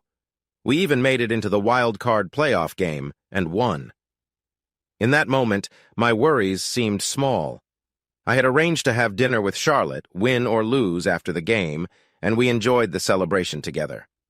After dinner, I invited her to my place for a drink. I didn't expect much. I just wanted to keep the good feelings going. But as soon as I closed the door, Charlotte showed a warm affection that felt familiar. We found ourselves in the bedroom, where we shared gentle moments together. Still, I worried we were moving too quickly, so we decided to take things slow. The next week, I didn't see much of Charlotte, but we talked every morning. I was busy getting ready to play against Pittsburgh that Sunday, and nobody thought we had a chance. But our defense played great, and our running game was strong. After beating the Steelers 28-14, we boarded the plane feeling happy. Next, we were headed to the NFC Championship game against the Cleveland Browns. On paper, the Browns looked like a much better team. To add to the challenge, it was supposed to be really cold in Cleveland. Again, everyone believed we wouldn't win, but our team focused and played hard despite the cold. The field was frozen and the wind was strong. Passing the ball was tough, so we leaned on our running game and solid defense. In the end, we surprised everyone by winning 13-10. Now we were headed to the Super Bowl, and the city of Jacksonville was buzzing with excitement. While we were making our way through the playoffs, the Giants had an easier time. They beat New Orleans 38-20 and then took down Green Bay 37-14. However, I was glad that their quarterback, Jimmy, hadn't played as well recently. He hadn't let up a touchdown all season, but he gave up 2 in the playoffs. I was nervous about the 2 weeks between the AFC-NFC championship games and the Super Bowl. During this time, the players would have to deal with a lot of hype and attention from the media. I talked to the team before everything got hectic. I reminded them to enjoy the celebrations but to stay focused on our real goal, winning the Super Bowl. I emphasized that many players never get the chance to play in a Super Bowl, and it would be a shame to lose because we weren't ready. During the 2 weeks leading up to the Super Bowl, I found out that Stacy would be a sideline commentator for CBS. This news upset me. I informed the Jaguars' PR team that I wouldn't speak to my ex-wife. They told me I had to give interviews, but I insisted I would speak to anyone else except Stacy. They warned me that I could face fines for this. I said I would pay any fine, but I wouldn't change my mind. I finished by saying that forcing me to talk to Stacy would create a difficult situation at work. Then, I shared a story with the media that Stacy had been unfaithful during our marriage with a player from another team. After that, the NFL agreed to let other reporters interview me. I knew this would frustrate Stacy since it hurt her reputation and changed how people viewed her. During those 2 weeks, Jimmy kept bragging that he had the upper hand over me. Unfortunately, he had outplayed me the one time we faced the Giants. It felt like he could anticipate my moves, so I was determined to ensure it didn't happen again. I spent countless hours watching recordings of our games, particularly against the Giants. I wanted to see if I was giving any signs that Jimmy could pick up on. At first, neither I nor the coaches saw anything unusual, but one night, after studying the game footage, I realized something. There was a small difference in how I played against the Giants compared to other teams. After looking closely at every play, I discovered that the issue arose not before the play, but when we broke the huddle. When we called a passing play, I would glance over at Jimmy, but for a running play, I didn't. This felt minor, but as I kept watching, I became convinced it was a key to what Jimmy was doing. I showed my findings to the coaches, and they agreed. We decided to create a game plan that would address this. Although Jimmy was still faster than most receivers, we had someone nearly as quick. I also noticed that if we filled the side opposite Jimmy with receivers, he would move quickly to cover the middle. When Jimmy thought we would run the ball, he would push forward to fill a gap. If my theory about what Jimmy was doing was correct, we should be able to take advantage of that. One thing I promised myself was that Jimmy would not control this game. It's hard to describe the feelings you have just before the Super Bowl. For me, I wanted to make Coach Sullivan proud of me. As I waited for the game to start, I kept reminding myself to take it one play at a time. If one play didn't work, I'd forget it and focus on making the next one better. About 20 minutes before the game, the door opened and the owners came in. I was surprised to see my old boss, Carl Domino, with them. "Jason, it's great to see you again," he said, shaking my hand. "I wanted to tell you how happy I am that you and Charlotte are friends again. Now go out there and do your best against the Giants." "We're definitely going to try our hardest," I replied with a smile. "We might have a few tricks up our sleeve." The Giants were expected to win because they had one of the best defenses in the NFL that year, and their offense was strong too. While our defense had done well in the playoff games so far, no one believed they could stop the Giants' offense. But any thoughts of a slow game went away quickly in the first quarter. The Giants took the ball first and easily moved down the field to score. When we got our turn, we followed our plan, avoiding Jimmy's area. When we reached the Giants' 32-yard line, our drive slowed down. It was 3rd down and 2 yards to go for a first down. I glanced at Jimmy and saw him smirking. I could tell he was already planning to tell everyone he won the Super Bowl because I was hesitant to play toward him. It was time to turn the tables on Jimmy. When we broke the huddle, I didn't look at him. He started creeping toward the line. I faked the handoff and he fell for it. Our tight end, Matt Bradford, pretended to block but then broke free. I threw the ball to Matt and he ran into the end zone for a touchdown. Then we exchanged field goals. But with 5 minutes left in the half, New York moved quickly, making 3 great passes and scoring to put them ahead 17-10. However, I had a little over 2 minutes left, so I started moving down the field and mixed up my plays to throw Jimmy off. I completed the drive with a 17-yard pass to Billy Swill, who got ahead of Jimmy just enough. The half ended in a tie, 17-17. The second half started like the first. We had the ball first, running it 8 times with just 1 screen pass. Ray Thompson, our fullback, powered in from the 3-yard line for a touchdown, but the Giants responded with a touchdown of their own. Then we exchanged punts for the first time in the game. Next, we got the ball back at our 29-yard line with a 3rd down and 5 yards to go. The coaches called for a screen pass to the opposite side from Jimmy, but New York saw the play coming, so I glanced over to Jimmy's side. He had moved toward the center, and by the time he adjusted, Billy Swill was already ahead of him. I dropped the pass right over Jimmy, and Billy sprinted to the end zone. Jimmy had told everyone he was better than me, but I had scored 3 touchdowns against him. Still, I wasn't thinking about that. I was completely focused on winning this game. New York came back and scored a touchdown plus a field goal, making the score 34-31 in their favor at the end of the 3rd quarter. The 4th quarter turned into a test of defense, but the Giants added another field goal to take a 37-31 lead. We got the ball back on our own 21-yard line with less than 4 minutes remaining. We executed 3 running plays and gained 12 yards for a first down. I smiled when I saw the coach's plan. He had put more receivers on Jimmy's side. I could tell that Jimmy wanted to make a significant play since he wasn't doing well so far, so I called a play with Jay Wilder and Brad next to Billy, who was behind them. All 3 sprinted down the field with 2 safeties and Jimmy following them. A linebacker moved into their area, too. Then, Brad made a sharp turn toward the sideline, while Jay headed to the center of the field. Billy took a couple of steps, acting like he would go to the sideline, but when Jimmy noticed I was watching Brad, he moved in that direction. That gave Billy the opportunity he needed, and he sprinted past Jimmy. Realizing his mistake, Jimmy tried to change direction but slipped and fell. I threw the ball to Billy, and he ran 67 yards into the end zone. Now we led 38-37 with 2 minutes and 37 seconds left. After the kickoff, the Giants quickly moved down the field. With 3 fast passes, they reached our 21-yard line. But then they ran 2 plays that lost them 3 yards. It was now 3rd down and 13, and they attempted a crossing pattern. But our cornerback Jack Willard intercepted it. Unfortunately, he was tackled at our 1-yard line. Coach Sullivan called 2 running plays, but we didn't gain any yards. New York had used 2 of their 3 timeouts, so we hadn't wasted much time. If we didn't gain a first down on the next play, we would have to punt from deep in our end zone. This would give the Giants a chance to block the kick or at least get good field position. They would also have time to try and score.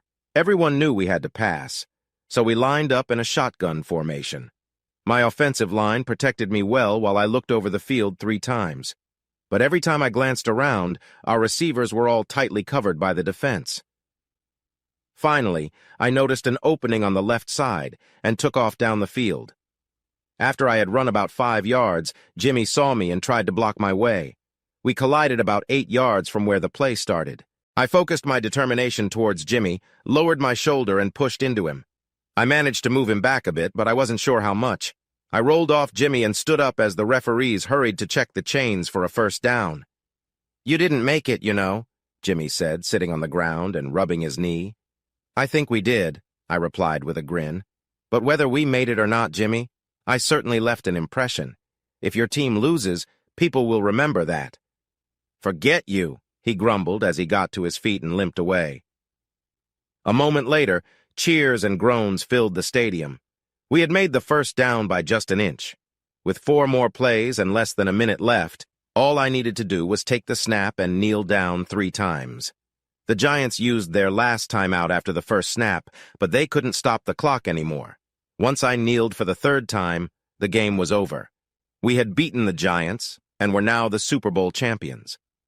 I had won a Super Bowl before, but this one felt different. Epilogue. All those years I wanted to get back at Jimmy, and now I had finally done it. I had left him in a challenging position in front of everyone. He had let 3 touchdowns happen, and I had tackled him to secure our victory. I was named the MVP of the Super Bowl, and the New York media criticized Jimmy heavily. They blamed him for the Giants' loss. The trouble I stirred up about Stacy affected her career too. She was no longer seen as the sweet person everyone liked. I spotted her glaring at me from the sidelines while another reporter tried to get through the crowd. Then I saw Charlotte and her father with the owners of the Jaguar team heading to the middle of the field for the ceremony to present the Lombardi Trophy. Looking at Charlotte's bright smile, I realized what I wanted. I wanted to spend my life with her. So, before everyone there, I shared a heartfelt moment with her and asked her to marry me. The surprised look on her face turned into a huge smile. With tears of joy rolling down her cheeks, she nodded. The crowd around us cheered and clapped. Holding her close, I turned to the CBS reporter who had finally caught up to us. That whole moment was shown again and again on TV. The city of Jacksonville erupted with joy. Unlike other places where celebrations turned chaotic, there were no riots, just thousands of happy people. It was said that 400,000 fans showed up for a parade through the city. Of course, requests for endorsements came in for Charlotte and me. Charlotte and I got married on the 2nd Saturday in March, the day before Stacy and Jimmy's wedding. It wasn't planned that way. Anyone who knows about weddings knows that finding a venue on such short notice is tough. You take what you can get. Still, Stacy sent me an angry text, claiming I was trying to steal her spotlight. I showed it to Charlotte, and we had a good laugh before deleting it without replying. A couple of weeks after the Super Bowl, I announced my retirement. I could have played for another year or 2, but I wanted to go out strong. Plus, Carl had persuaded me to come back to First Century to help him expand the bank. Coach Sullivan also convinced Carl to let me spend a couple of weeks working with the quarterbacks during training camp. Those 2 weeks served 2 purposes. I got to enjoy football again, and watching those guys practice hard in the hot Florida sun helped me stick to my decision to retire. Stacy and Jimmy's marriage lasted less than 2 years because Jimmy found someone younger. I heard this hit Stacy hard. She usually ended relationships, so it was new for her to be the one left behind. Stacy's show went on for another 5 years, and I have to admit I liked watching it with Charlotte. But the ratings slowly dropped, and eventually the show was canceled. Like football, TV is a business.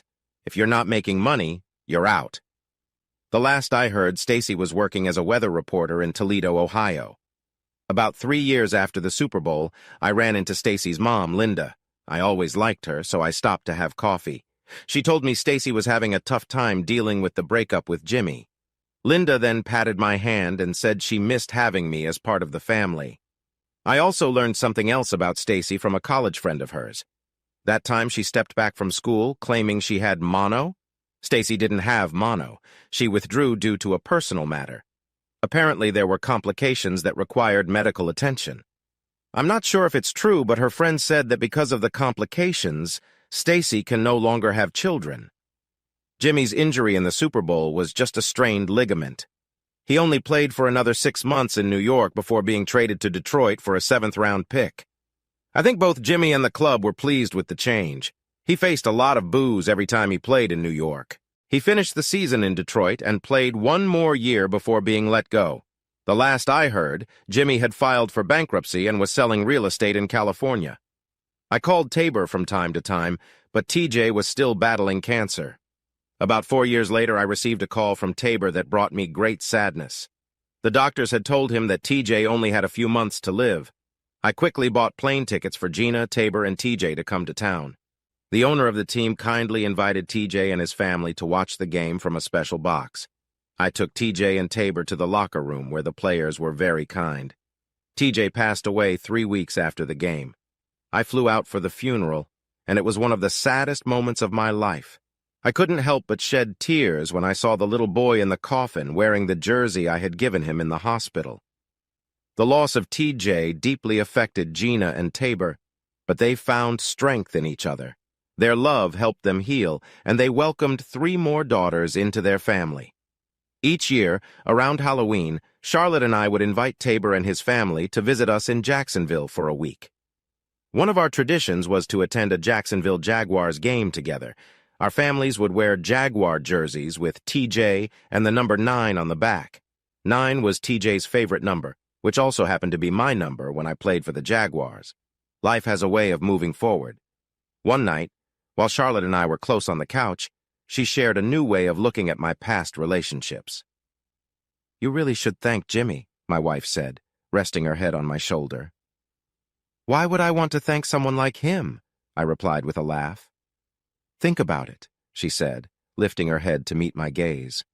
"Your breakup with Gina was hard, but you were young. You can't deny that Gina and Tabor belong together. Jimmy didn't bring them together, they liked each other already." I wasn't ready to agree. "Maybe that's true, but what about everything else? You said yourself that you were better off without Melinda. Isn't she on her 3rd or 4th husband now? Jimmy might have introduced her to someone, but she made her own choices. And with Stacy, you loved an idea, not the real person. Jimmy made you see that." "What about us?" I pressed Charlotte. "Jimmy came between us and I almost lost you. That makes him a bad person." "But that breakup helped me grow," Charlotte answered softly. "In what way?" I asked. "If we had married back then, I was insecure. You would have grown tired of me." Being apart gave me time to see a counselor, and I learned about myself. I realized I was selfish, insecure, and overly jealous of any woman around you. Thanks to Jimmy, I became a better version of myself. With that in mind, I should write Jimmy a thank you note, I thought, resting my head against Charlotte's shoulder. I did send Jimmy a thank you note. It was actually a postcard of the Super Bowl champion Jacksonville Jaguars. I wrote, "Thank you for everything you've done for me." Sure, I was being a bit cheeky, but I enjoyed it. As for me, life is good. I work as the executive vice president at Century First. After 8 years of marriage, Charlotte and I have a little boy named Jason Jr. and a little girl named Cassie. Sometimes, when I look back, it's amusing to think that I didn't want to play football, yet my journey has been quite fulfilling. Hey, audience. If you liked this video and want to keep up with more thrilling stories, make sure to subscribe to Prince Cheating Tales and hit the notification bell. You don't want to miss out on our upcoming adventures. Thanks for watching, and we'll see you in the next wonderful story.